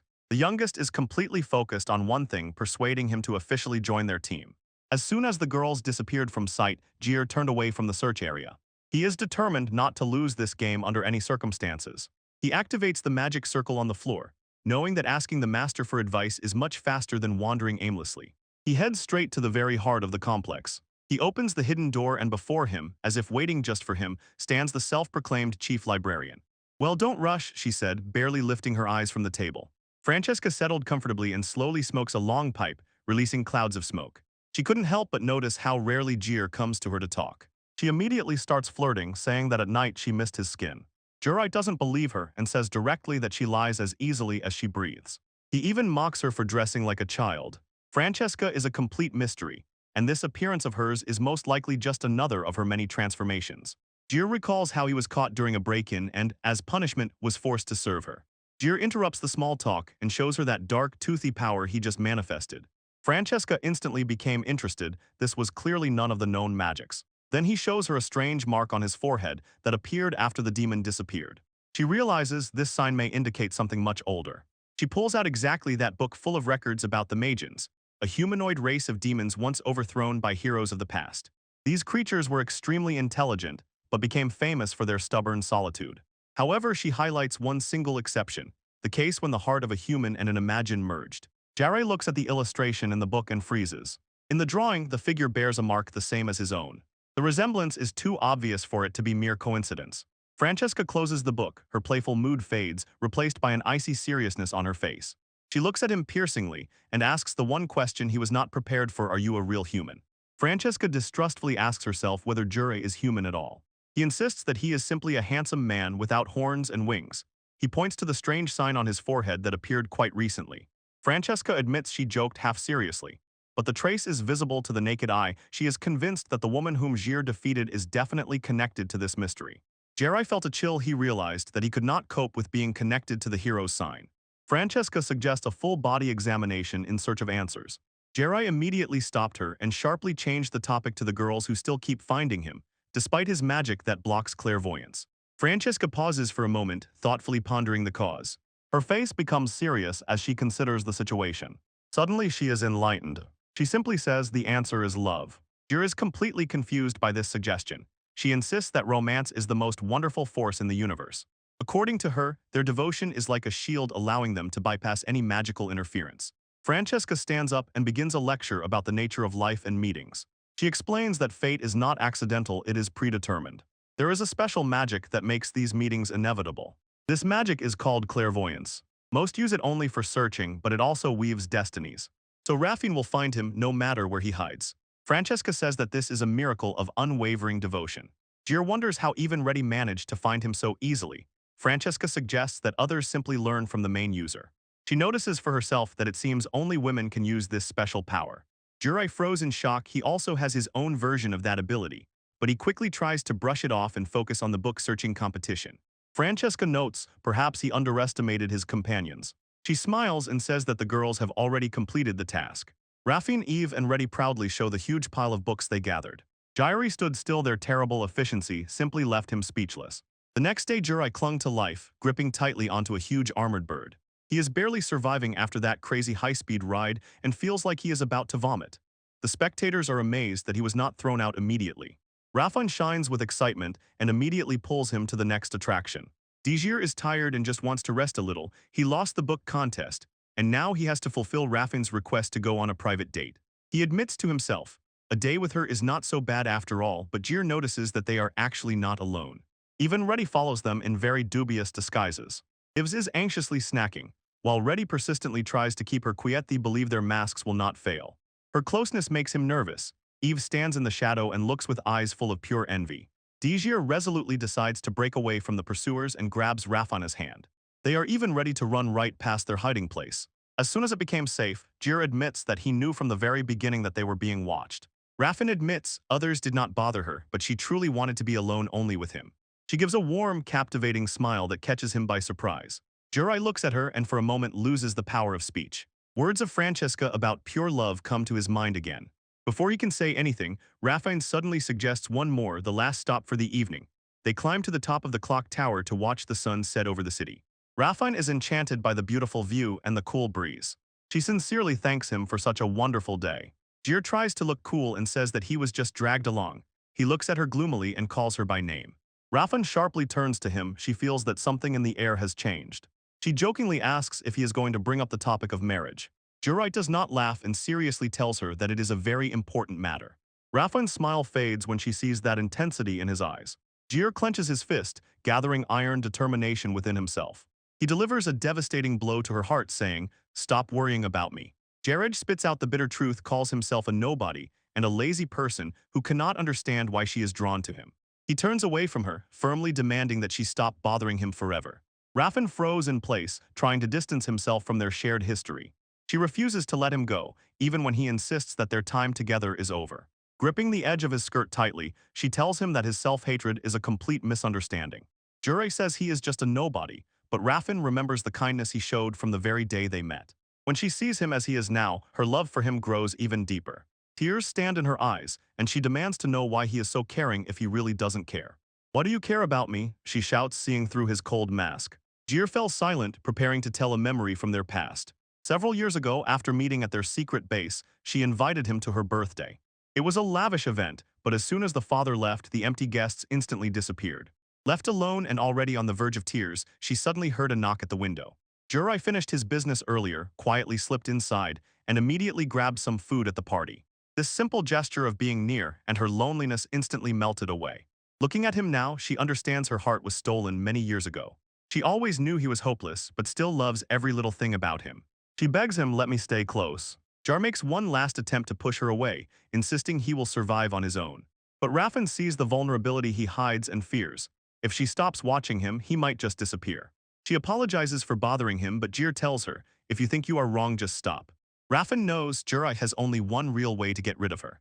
She spreads her arms wide and offers herself to his blade. "Please kill me," she says with a calm smile. It is clear that Jerry was shaken by her extraordinary determination. He asks if she is stupid, but instantly realizes she is testing the very essence of his soul.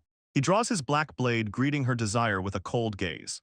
He looms over her, the tip of the sword ready to strike. But just as he prepares to swing, his hand suddenly begins to tremble uncontrollably.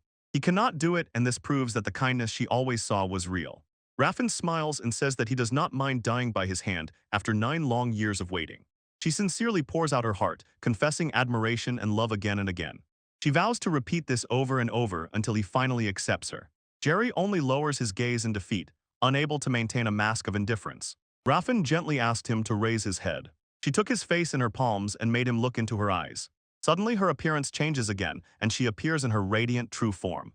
Jura, enchanted, finally looks her straight in the eyes. She teases him for being so kind and always worried. His deadly aura drove everyone away, so she proposes a game to settle everything. If her feelings for him ever fade, she loses the match.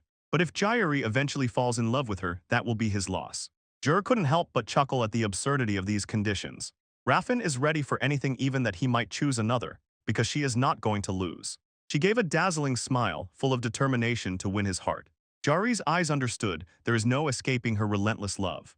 That's exactly what I want, she exclaims joyfully. Jur warns her that he is stronger than she thinks, but she is already ready for this challenge. Suddenly, the crowd notices the princess, next to the one everyone calls the dark-haired seducer. He rushed from the high balcony, carrying her into the open air. Flying over the rooftops, Jure is still trying to convince himself that they should not be together. But when he looks at his beautiful companion, his resolve gradually crumbles. Rafan shines with joy. In his arms she has never felt so safe. I will definitely make you fall in love with me, she shouts into the wind. And Lucas thoughtfully thinks about the burden of expectations that have fallen on his shoulders. He looks at the blade. It reminds him of the hero he was forced to become. He remembers the times when everything was simpler, and he was just a proud older brother. To play the role of the perfect knight, he buried his weaknesses deep inside himself, but the sight of his brother's purity only fueled even greater envy in him. That kindness was a light he could no longer look into the eyes of. Eventually, those beautiful words and high ideals became a disgusting burden. The bitterness grew to the point that he could not even look at his own reflection. He is no longer the person he once was. As a final gesture of defiance, he throws his past into the water. A new calling comes once again, calling heroes to action. At the base, not a hint of calm. Eva greets the returning couple, but suspicion burns in her eyes. She feels that something has changed between them and demands an answer. Jir tries to pretend that nothing happened, but Yves has seen through his lie. He recalls that tense moment on the date when he tried to push Rafine away. Instead of retreating, she poured out her soul and started a romantic contest. Yves is completely devastated by this news. Not wanting to be left behind, she officially enters the race for Jer's heart. Jer suddenly realizes he has fallen into a promise trap that he can no longer take back. He hasn't yet recovered from the headache when he notices that Reddy has disappeared. Suddenly, she bursts through the door and throws herself at him, knocking him to the floor. She is carrying an official letter addressed to her teacher. It bears the seal of the Church of Heroes. They asked to meet in the city of rival Hilo. They have an urgent matter. The list included heroes of the highest level, and Jure couldn't believe his eyes when he saw his name there. He is only a D-rank adventurer. The only thing he wants is to get home and just fall into bed. The letter clearly orders him to come alone on another day. He goes to the majestic cathedral, feeling the weight of the church's history upon him. This religion worships the first hero, a woman named Ryan. They make her a goddess, the heroine of the very beginning. Her face was even engraved on the money of the entire continent. Jerry remains a skeptic. He knows that most historians consider her a myth. He still hasn't forgotten how the church sold him an overpriced vase when he was younger. For him, the hero Ryan is just a fairy tale. Suddenly, a voice sounded in the hall, speaking about the salvation of the soul. Jairi loudly grumbles about their ridiculous commissions on donations, completely unaware that he is being watched. A stranger with a calm smile defends the money for the maintenance of the church. Startled, Jure turned around to find the one who called him. The young man simply introduced himself, Norman. His presence immediately makes Jerry tense. Norman throws the truth in his face. He is actually a bishop and the current hero of luck. He gives a polite smile, but the real game is just beginning.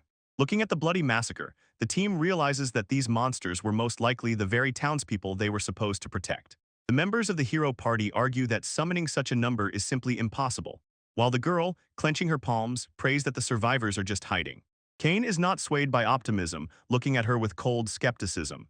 He throws out the bitter, cold truth. In a slaughter of this scale, survival is only a futile dream. Paralyzed by fear, Kane demands that they leave the city immediately. The experienced adventurer offered the boy an escape. Run if this fight is beyond your abilities. Kane firmly says that staying is a suicidal mission.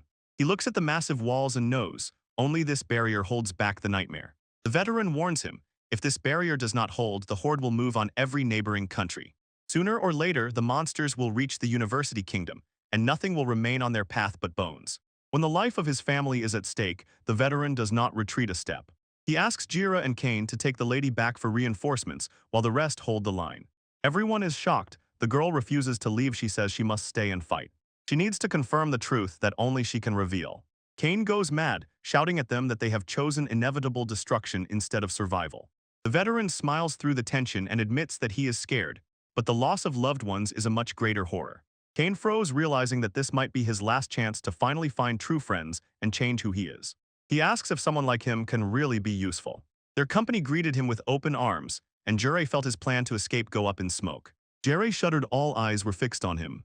Aha, I will fight too. They gathered closely to make a plan and figure out who is pulling the strings behind the scenes. Jure activates his magical devices and scans the surroundings, but the culprit still remains invisible. The girl steps forward and says she knows how to track them down. Despite fierce protests from her entourage, she is going to remove her camouflage ring. A dazzling light burst out as she prepared to reveal her true power. She begins an ancient spell Raffin Odium Refinato. Her mask melts away, and in its place appears an aura of pure elegance. So you were a princess after all. Raffin admits that she hated hiding her true self, but the situation demands all her strength. Jir suddenly realizes why she seems so familiar. She was the favorite of the entire kingdom. Cheyenne, her companion, warns her to show her face and her life will be in danger. Raffin does not listen. With one commanding look, she silences her guard. She focuses and prepares to cast a powerful detection spell to root out this evil. Calling upon the great spirits, the fourth princess of Universia begins her prayer. She beseeches that the eyes of God pierce the darkness. A powerful wave of clairvoyant magic swept through the entire city. Jurai simply froze. Her mana control is perfect, just like an S-rank mage. He recalls how he previously failed to master this magic due to that boring, exhausting writing. He decides to put aside the books and simply imitate her techniques on the fly. He imagines the mana structure and molds his own energy so that it merges with it. Instantly, Jairi activates his own version of a high-level spell. Suddenly, he felt that something was lurking right behind his back in the shadows. A huge demonic skeleton radiating pure malice looms over the group. The presence of the monster takes his breath away. Jurai understood that the princess's magic missed the level of this beast was much higher than she could achieve. Cardis reveals his true nature. He is the Death Devourer, one of the four heavenly kings serving the Lord Demon. He lured the group forward, promising them eternal sleep with his own hands. The team is stunned, unable to understand how their clairvoyance did not notice such a huge threat. Karfiz mocks their miserable lives, laughing at the very thought that this simple magic could track him. His not letting himself be intimidated, the Ranka adventurer draws his sword. He rushes forward with the Blade of Emptiness, aiming to cut off the head with one strike and end the threat. His blade strikes an invisible wall, and Karthus mockingly asks if he is playing with a toy sword.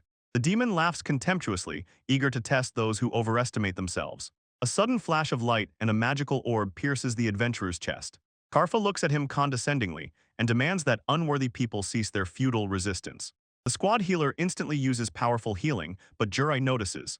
The demon's attack was incredibly monosaturated. They managed to stabilize the man, but without a hospital, he has very little time left. Richai steps out next, brandishing the holy sword of Gura. She confuses the name of her legendary weapon, but her determination does not fade. She points directly at Jairi and declares that her teacher is 10 billion times stronger than any demon. Karfa waved it off. This claim is simply a ridiculous joke. He felt that someone needed mana and decided the games are over.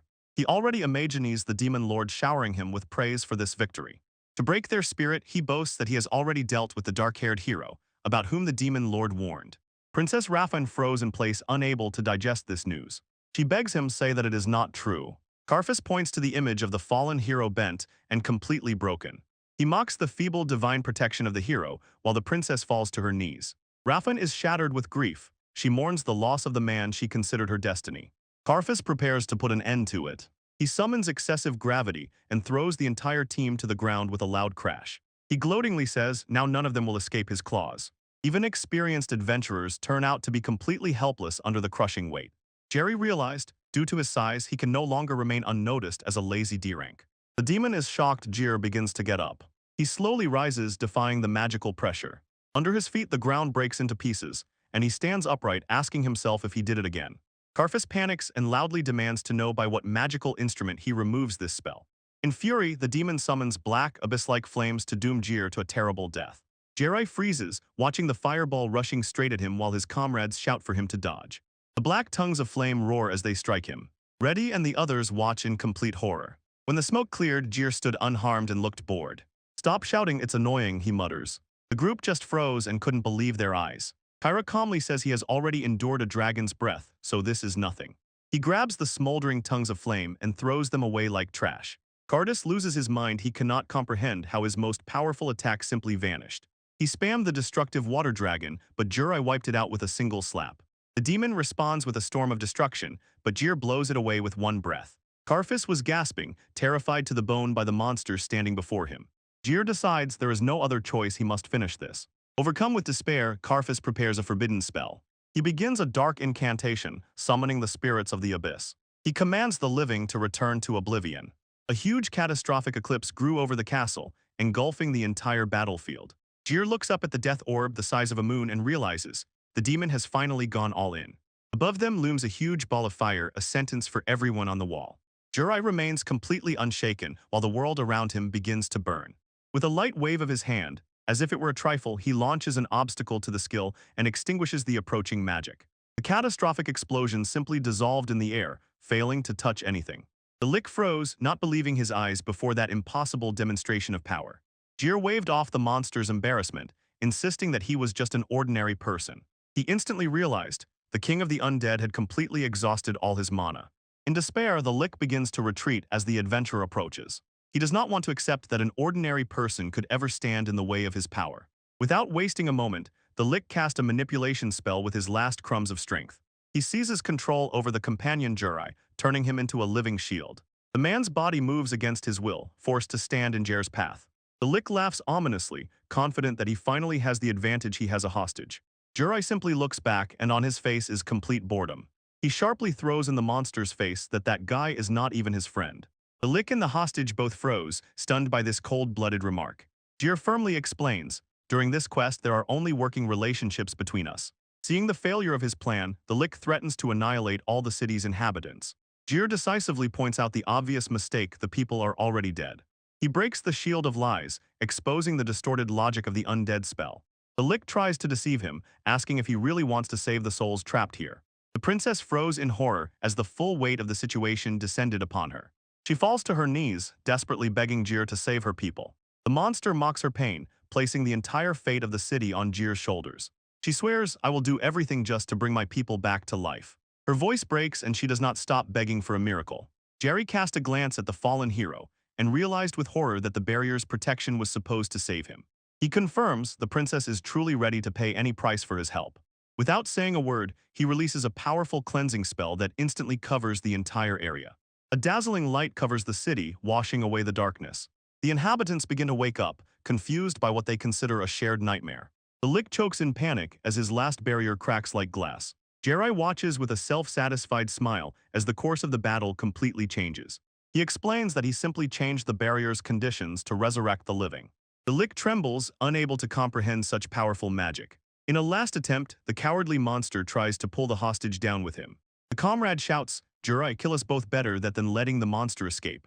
He regrets a life lived in a constant feeling of redundancy, unwanted and useless to those around him. Jir sighed heavily, tired of this dramatic monologue. He admits, although that guy is an annoying idiot, he is still needed. The prisoner froze when Jair's words finally reached him. Jurai met the monster's gaze and swears that today no one else will die. He points his finger and a focused burst of power bursts from him. Lick instantly crumbles, only a shadow remains, slowly fading. When the threat disappeared, the team finally exhaled with relief. The companion throws himself at Jare in a tearful embrace that crushes bones. He is filled with gratitude and cannot understand why such a powerful force is only D rank. The princess watches silently, her heart pounding. She does not take her eyes off her savior. She understands that destroying such a barrier with one blow is a feat beyond legends. Jurai just wants a little space and is annoyed by the sudden surge of tenderness. He begins to think that helping turned out to be quite a good idea. Suddenly, a cold breath of bloodlust swept across the courtyard. Jurai notices a new attack rushing straight at the unsuspecting princess. He lunged forward and at the last moment knocked her to the ground. The explosion shook the vicinity, raising a thick cloud of dust. Jerry checks the girl, anxiously wondering if a new killer has joined the fight. He realizes that his clothes have been torn to shreds by the fierce force of the explosion. He takes off the torn shirt, revealing a torso covered with deep scars. The princess gazes at the jagged marks carved into his skin. Her eyes widened with realization as a long-forgotten memory began to surface. It is decisive moments that forge fate for Raffin. Everything began 9 years ago with a mysterious boy. At 6 years old, Raffin Odian Rafinato is a real troublemaker who drives all the palace servants crazy. Her father, King Pillar, spoils her so much that he lets every prank go unpunished. But within the palace walls, life for an illegitimate child is cold. Sister Shanner leaves her alone so she can cry in the arms of her plush teddy bear. To escape loneliness, she sneaks into the forest and builds her secret base there. One day she suddenly notices an uninvited guest deep in her territory. It's a boy with raven hair wearing a strange mask, doing push-ups. He immediately senses her presence. "It's a warning, show yourself right now," he demands. He tracked down her hideout and waved it off. To him, she was just a lost child. He whispered to her, "Go home before your parents start worrying." Raffin can't stand this, screams for him to get off her land immediately. She pours her magic words on him, trying to make him retreat, but they don't work at all. She is in shock. Her power, which affects everyone else, has failed. Feeling her irritation, the boy suggested telling an incredible story to stop her from crying. They sit side by side, and he weaves stories more captivating than anything in the palace. She is already hooked, demanding more, though pretending to still be offended. When the sun sets, he promises to see her again tomorrow. Their secret meetings become a daily ritual. She falls in love with his stories about heroes and princesses. When she asks if she could ever be like that, he laughs and says a princess needs to be more polite. But their peace shatters when a gang of thugs intercepts Raffin on the way to the base. They saw a rich target and decided to blackmail her family. The leader tells her, "You are coming with us." She screams at him to retreat, but her magic is powerless against such a number of targets. They press her down and the pain is real. The female leader decides to sell her instead and mocks, "Do you really think you will ever see your parents?" They gag her and shove her into a sack, but a voice breaks through the horror. A masked boy stands, a sword in his hand. "What are you doing?" he asks calmly. In the blink of an eye, the henchmen are already lying on the ground. The leader is stunned by the boy's speed. He swings a huge blade, shouting at the boy, "Don't get cocky." The boy's sword is knocked out of his hands in the scuffle. The hooligan laughs, mockingly calling the boy a fool for trying to be a hero. The boy just stands and looks down. He asks in surprise, why does a person with such strength choose this path instead of a decent life? He sincerely does not understand why the strong rob the weak. The thug snorted mockingly. He says supposedly it's for fun and only the strongest survive. He lunges to finish off. Suddenly, the boy grabbed the massive blade with his bare hand. He grabbed the bandit by the throat and lifted him with terrible ease. He sternly orders the man to surrender to the knightly order and repent. Gasping, the thug begs for mercy and swears he will do it. He falls to his knees, pretending to cry and ask for forgiveness. The boy's naivety is his weakness. While he watches the man repent, other thugs are already sneaking up from behind with weapons in their hands. Raffin can only watch in horror and scream. The bandits looked indifferently at the boy's broken nose and mockingly ridiculed his inexperience. The leader pressed the blade to the bag and threatens to crush the girl's head if the boy even moves. He laughs at the naive refusal of the boy to kill, saying that he lacks the decisiveness of a true warrior. To save the hostage, Kaido is forced to immediately disable the magic that strengthens his body. Without his magical protection, the bandits attacked and brutally beat the defenseless boy. Kato hit the ground hard, but his incredible endurance stunned the leader. The boss, noticing talent in the boy, offers to make him his right hand. He extends an invitation to Kaido join the Skull Brigade and become my right hand. Kato spat out a refusal, and for his disobedience received a strong kick to the face. The leader demands a final answer, but Kaido stands up, and a terrible new aura flares around him. He coldly told the bandits that their threats are no longer a problem. The leader only froze, confused, watching the pressure change in the air. In a moment, the other bandits were on the ground in the forest, some dead, some still dying. The leader demands to know what happened, and Kaido admits he finally found decisiveness within himself. He sincerely thanks the bandit. He finally helped him understand what it really means to be a hero. With a look without a drop of mercy, he declared that now he would kill them all to the last one. The leader rushed with a knife, shouting that the boy was meat. Kato instantly paralyzes him with the spell puppet. He explains that this magic can permanently break a person's mind if their resistance is weak. The bandit can only tremble in absolute horror. His body refuses to obey. Kaido coldly stated that there would be no mercy, preparing to finish the job. An animal scream burst out and echoed among the trees. With a single clean blade strike, the gang leader was completely destroyed. Kato immediately notices the girl and casts a healing spell. He firmly presses Raffina to himself, covering her eyes from the surrounding carnage. He tells her that the duty of a hero is to save people, and she blushed deeply. Kato, seeing her flushed face, mistakenly thinks she has a fever. He decides to carry her home. She seems to have a high temperature. When she asks if he is a hero, he admits that he has not yet won. But he declares with iron confidence that he will become one because he has a dream. Raffin promises to support him with all his strength. At that moment, the young princess realized what she feels for the boy is true love. A few months later, she comes across Kaido. He is lying in the grass, covered in blood. Panic grips her when she sees huge claw marks torn across his chest. She calls the royal mages, but a strange interference blocks their magic and prevents healing him. And miraculously, Kaido managed to save himself from death. As soon as he recovers, Raffin shines with the desire to play again, but the boy's eyes have a completely different expression. He quietly tells her that he will no longer return to their shelter.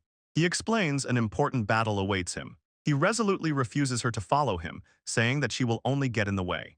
Instead, he gently places a magical transformation ring in her palm. He asks her to wait and promises to return victorious.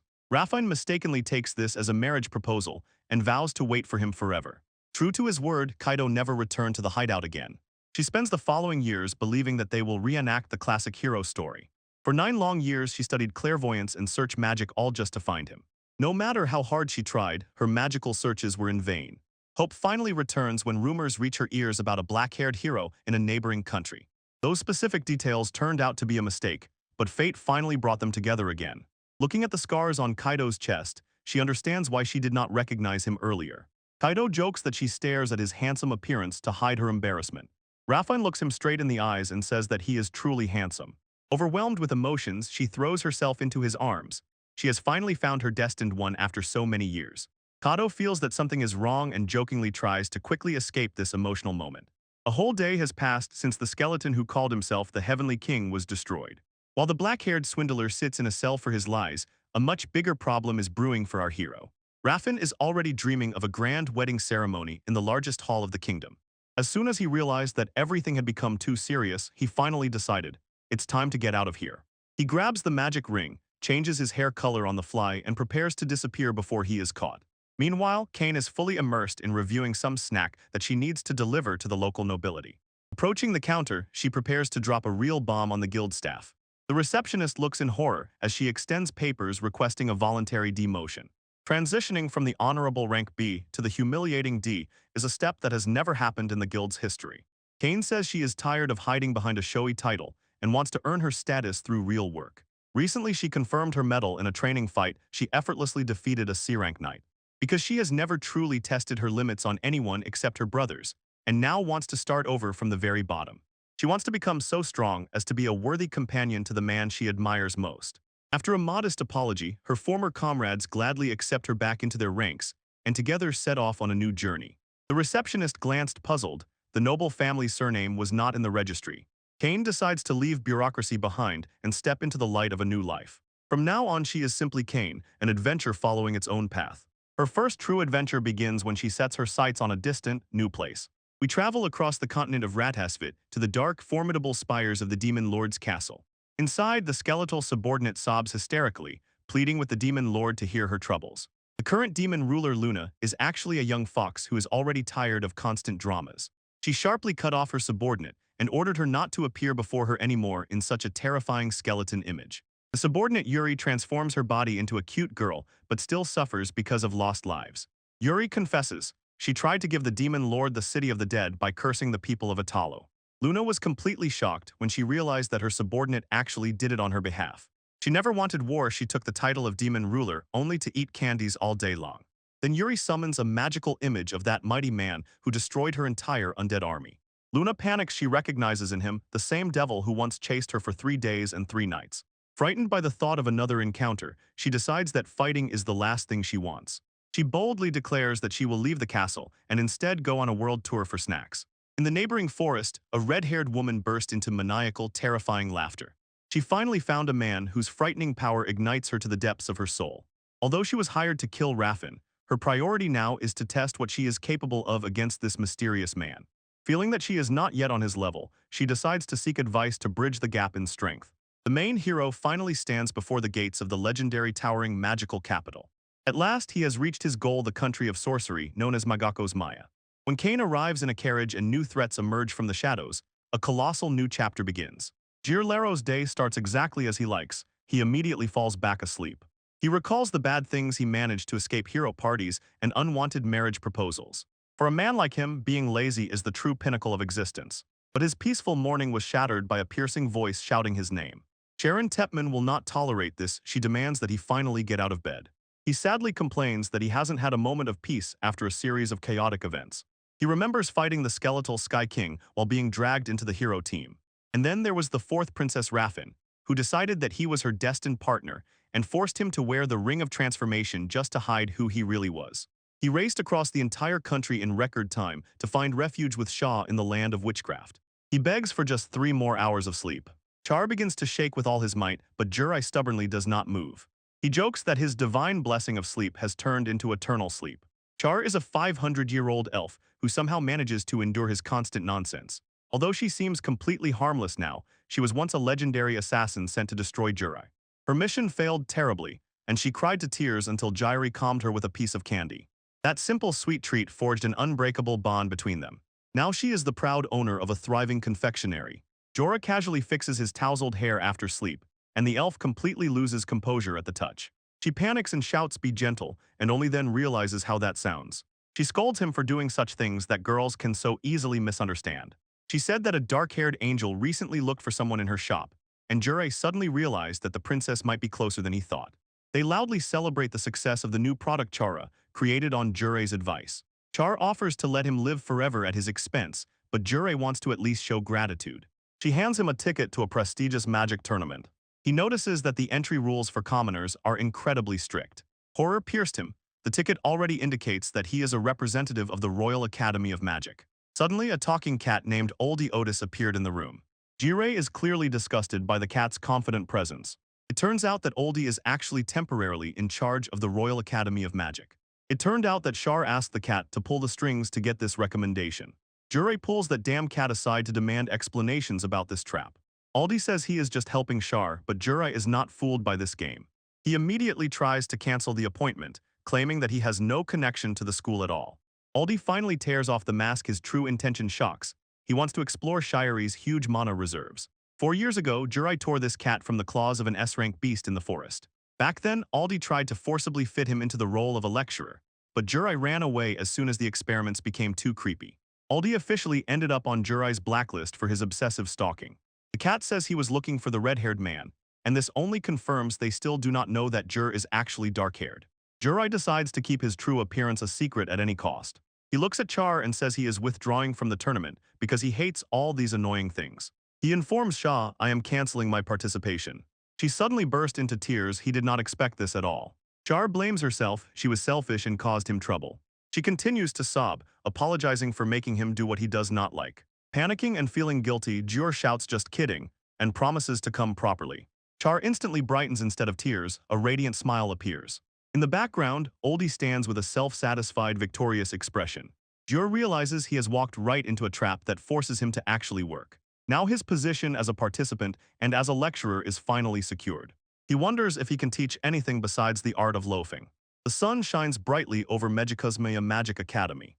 Finally, our hero revels in peace and rejoices that he is alive. He did not come here to lecture, he is here to work as a simple janitor.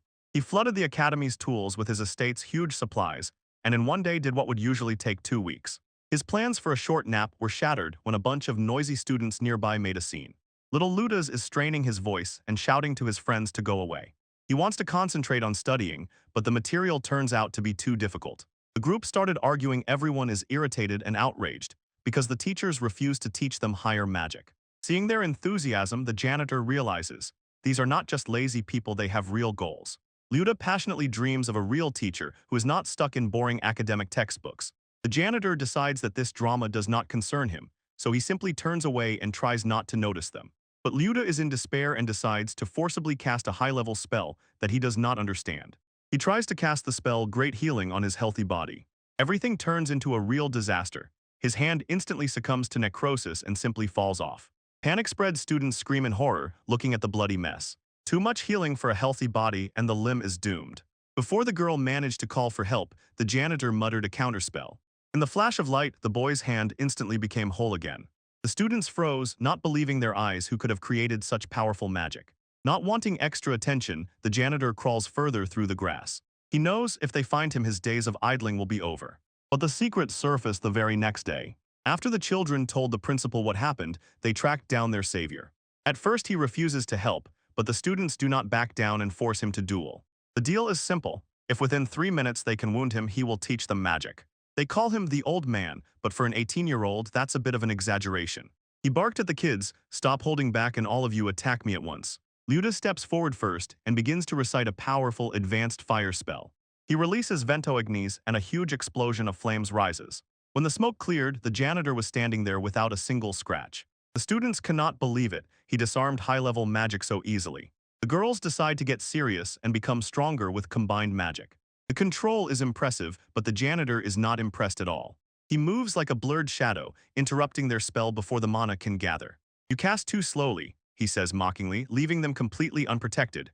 Suddenly, a boy rushed at them from behind to deliver an unexpected physical blow. The janitor effortlessly dodges the heavy mace and calls this move naive. Before they could regroup, the timer on the clock tower reached 0. 3 minutes pass, the janitor declares his victory, and the students are crushed because they realize they never had a chance. He asks why they so desperately want to learn, and they reveal the truth. They do not want to be political pawns of their noble families. They want to become free travelers. Their shared dream strikes right at the heart, and the janitor immediately regrets asking. He sighs and agrees to teach them just a little. He says that he does this only so as not to torment himself later with guilt if they die like dogs. The children exploded with joy and surrounded the new teacher, bombarding him with a barrage of questions.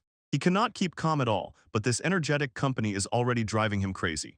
Jin lays out the magical theory step by step, explaining that the final effect of a spell is determined by the raw power of the one who casts it. The students are dissatisfied and immediately demand a more detailed explanation. Jin groans to himself, being a lecturer is a real headache. He explains that during their duel his body's enhancement simply gave out much more power than the opponent's attack. The problem of modern mages is that they rely too much on chance and completely forget about the freedom that magic provides. To prove his point, Jin gathers a concentrated sphere of mana in his palms. He indifferently releases the explosion outside through the classroom window. The powerful explosion shook the schoolyard, and Luda was left completely stunned. Jin notes that even simple magic can repel advanced spells if the mana flow is strong enough before the end of the lesson. The student tries to stop him, but Jin stubbornly says that he will no longer answer questions outside of working hours. She silently points to the huge crater in the yard that he just made. Jin's face turned pale when he realized how big his mistake was. The incident explodes into a big scandal that shakes the academy. As punishment, Jin was obliged to compensate the school 30 million reals. He wanders the campus in complete confusion, desperately looking for money. His only hope is to win the prize of the magic tournament, although the whole tournament seems like a complete mess to him. He screams in despair, begging for a way to find endless money. A calm voice quietly tells him, "Be silent." He looks around and on a park bench sees a young woman peacefully reading.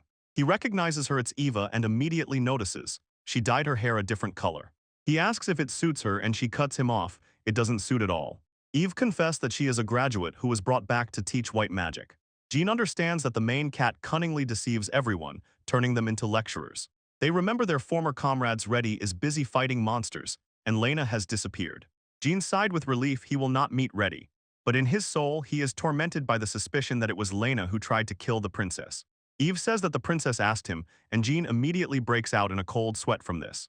He begs Eve not to tell anyone where he is. Eve responds by showing the money gesture with her fingers. Jean tries to bribe her, but she smiles and says that the report was just a joke.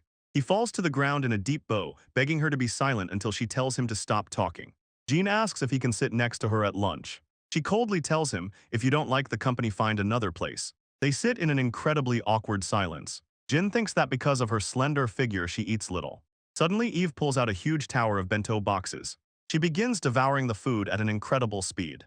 Noticing that he is looking at her, she became embarrassed, blushed, and asked him to look away. Jin apologizes but cannot believe his eyes how much she is still eating. To distract himself, Jin takes out his wind boots and starts repairing them. He instantly realizes that he has forgotten how to properly adjust them. Eve leans closer and immediately recognizes these artifacts.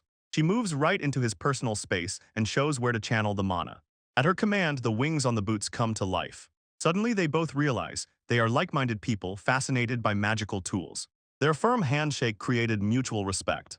Jean remembers the upcoming festival in honor of the hero's birthday, and with a bitter smile says that he is always not allowed to the artifact show. The celebration is huge. The whole city is in red wigs. People come out to pay tribute to their heroes. Eva sighs and dives her hand into the bag. Jean's eyes almost popped out of their sockets when she pulled out 2 tickets. She holds paired tickets to the artifact exhibition. The organizer gave them to her as a gift. Jean says with disgust that getting tickets through connections is disgusting, but in a moment he pleadingly asks her for one.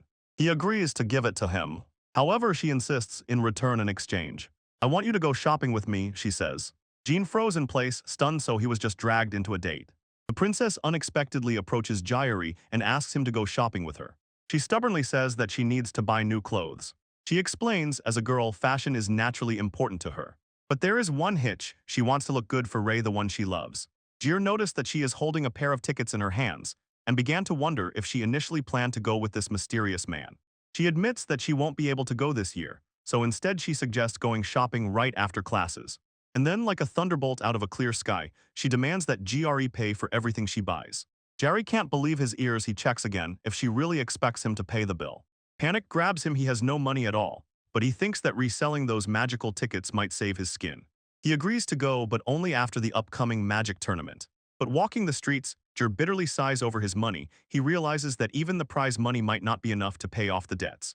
He considers asking Shar for a loan, but notices two suspicious figures behind her shop. He overheard one girl pushing another to climb through a high window, calling her the demon mistress. The younger girl scolds her friend for making too much noise. They desperately strive to reach what they call the paradise of all paradises. Yuri says, "We'll just break through the wall," but the blonde refuses. She doesn't want to harm people. Jerry looks at this strange spectacle with a stone face. Finally, he spoke and scared both to death. The light-haired girl froze, frightened. She thinks she has encountered a demon. Yuri tries to calm her, saying that Jerry doesn't have black hair like the person they fear. They look at each other in awkward silence. Jerry angrily reproaches them for their impudence. After all, they were the ones who invaded. The blonde tries to lie, saying she works here, but Jerry declares that he personally knows the manager. Caught in a lie, she screamed that he set her up. Yuri suddenly drops to his knees and solemnly presents the blonde as the one and only true mistress of demons, who will one day rule the world. Yuri just looks back, completely confused. A blonde named Luna immediately silenced Yuri for publicly using her title. Yuri suggests that this is just a fanciful Gamathy are playing hero and demon lord. He stops them when they try to leave, noticing their torn, shabby appearance. He pulls out a basket that is simply overflowing with expensive treats. He hands them the treats and asks, "Go home before your parents start to worry." Luna froze in surprise and, not believing it, asked if she could really have so many sweets. She swears never to forget this favor and even offers money, but Jir refuses to accept it. Clutching the basket, she smiles and says that she finally managed to eat them before dying. Jurai's heart tightens when she says she sold her clothes and lost her wallet just to buy candy. She decides that people are probably kind after all, but Yuri still doubts it. As they walked away, Luna waved goodbye and promised she would definitely repay the redhead. They vanished into the night darkness, leaving Jir alone. Djir was stuck in thoughts about that strange meeting, and then bitterly realized that he was still completely without money. Suddenly he rushed after the girls, shouting to them, "Stop." He sharply tells them that he wants them to return that debt right now. Later the atmosphere changes, the sky fills with magical carts and brooms. The city buzzes, spirits gather, attracted by powerful magical energy. Durray's companion wants to stop to buy a hero-shaped manju, but Durray is fully focused on registering for the tournament. In the distance looms a huge coliseum. Full of tension, it is ready to host the magic tournament Magicusmia. Jiri anxiously surveys the arena and wonders who will be his first opponent. Clenching his fist, he vows to do anything for money and to snatch victory. Jiri found himself at the registration desk for the 57th Magic Tournament Magicosmia. Broken and desperate, he knows to survive, he must win the prize money. He cannot use his real name because he fears that those who are looking for him will track and find him. When he suggests using the name Ray, the receptionist looks as if she has seen a ghost. They say Ray Sama is a legendary hero who saved the country, and saying his name is almost blasphemy. After a brief story about local history and realizing that his nickname might be too recognizable, he settles on Rigi. The registration was completed. He was warned the schedule will appear at noon. Just as he was about to leave, he was offered to participate in a lottery for a random magical item. He was insanely lucky. He walks away with the jackpot, a pair of custom Hanheimgain glasses personally made by Princess Alina. They provide incredible durability and self-repair, but Jurai is sure he will never truly wear such a ridiculous thing. As soon as he notices Kane and the rest of the old team nearby, his tone instantly changes. Panic grabs Jiro when Kane starts recognizing him. He immediately understands. He urgently needs a disguise. He sharply pulls the rose-covered glasses onto his face and fully embraces this absurdity. The plan worked perfectly. Kane decided he simply mistook the stranger for the master. He was sure Jiro would never wear such an abomination. Jurai retreats into the shadows, sweating how close he was to being caught. Trying to escape, he accidentally bumped into an elf named Lena. She freezes. Something about him seems familiar, but Jorah is already running away, and she doesn't have time to piece it together. Lena is here by her master's order, fighting for money for research, and for a chance to prove her strength. She brushed off suspicion. The stranger's red hair and strange glasses did not fit the man she was looking for at all. She is all in the tournament, but admits so far she lacks the strength to kill him. Meanwhile, Jurai does not take off his glasses. He plans to disappear as soon as this event ends. The arena roars as the 57th tournament officially starts. The host introduces the organizer, Princess Olna, and Jurai, without taking his eyes off his prize, looks at it and wonders, what kind of person could have invented such a thing? Olna appears on giant screens, royal elegance in every movement, with petals falling around her. She calls herself the 6th princess of Magicosmia. For a moment, Jurai is captivated by her refined aura.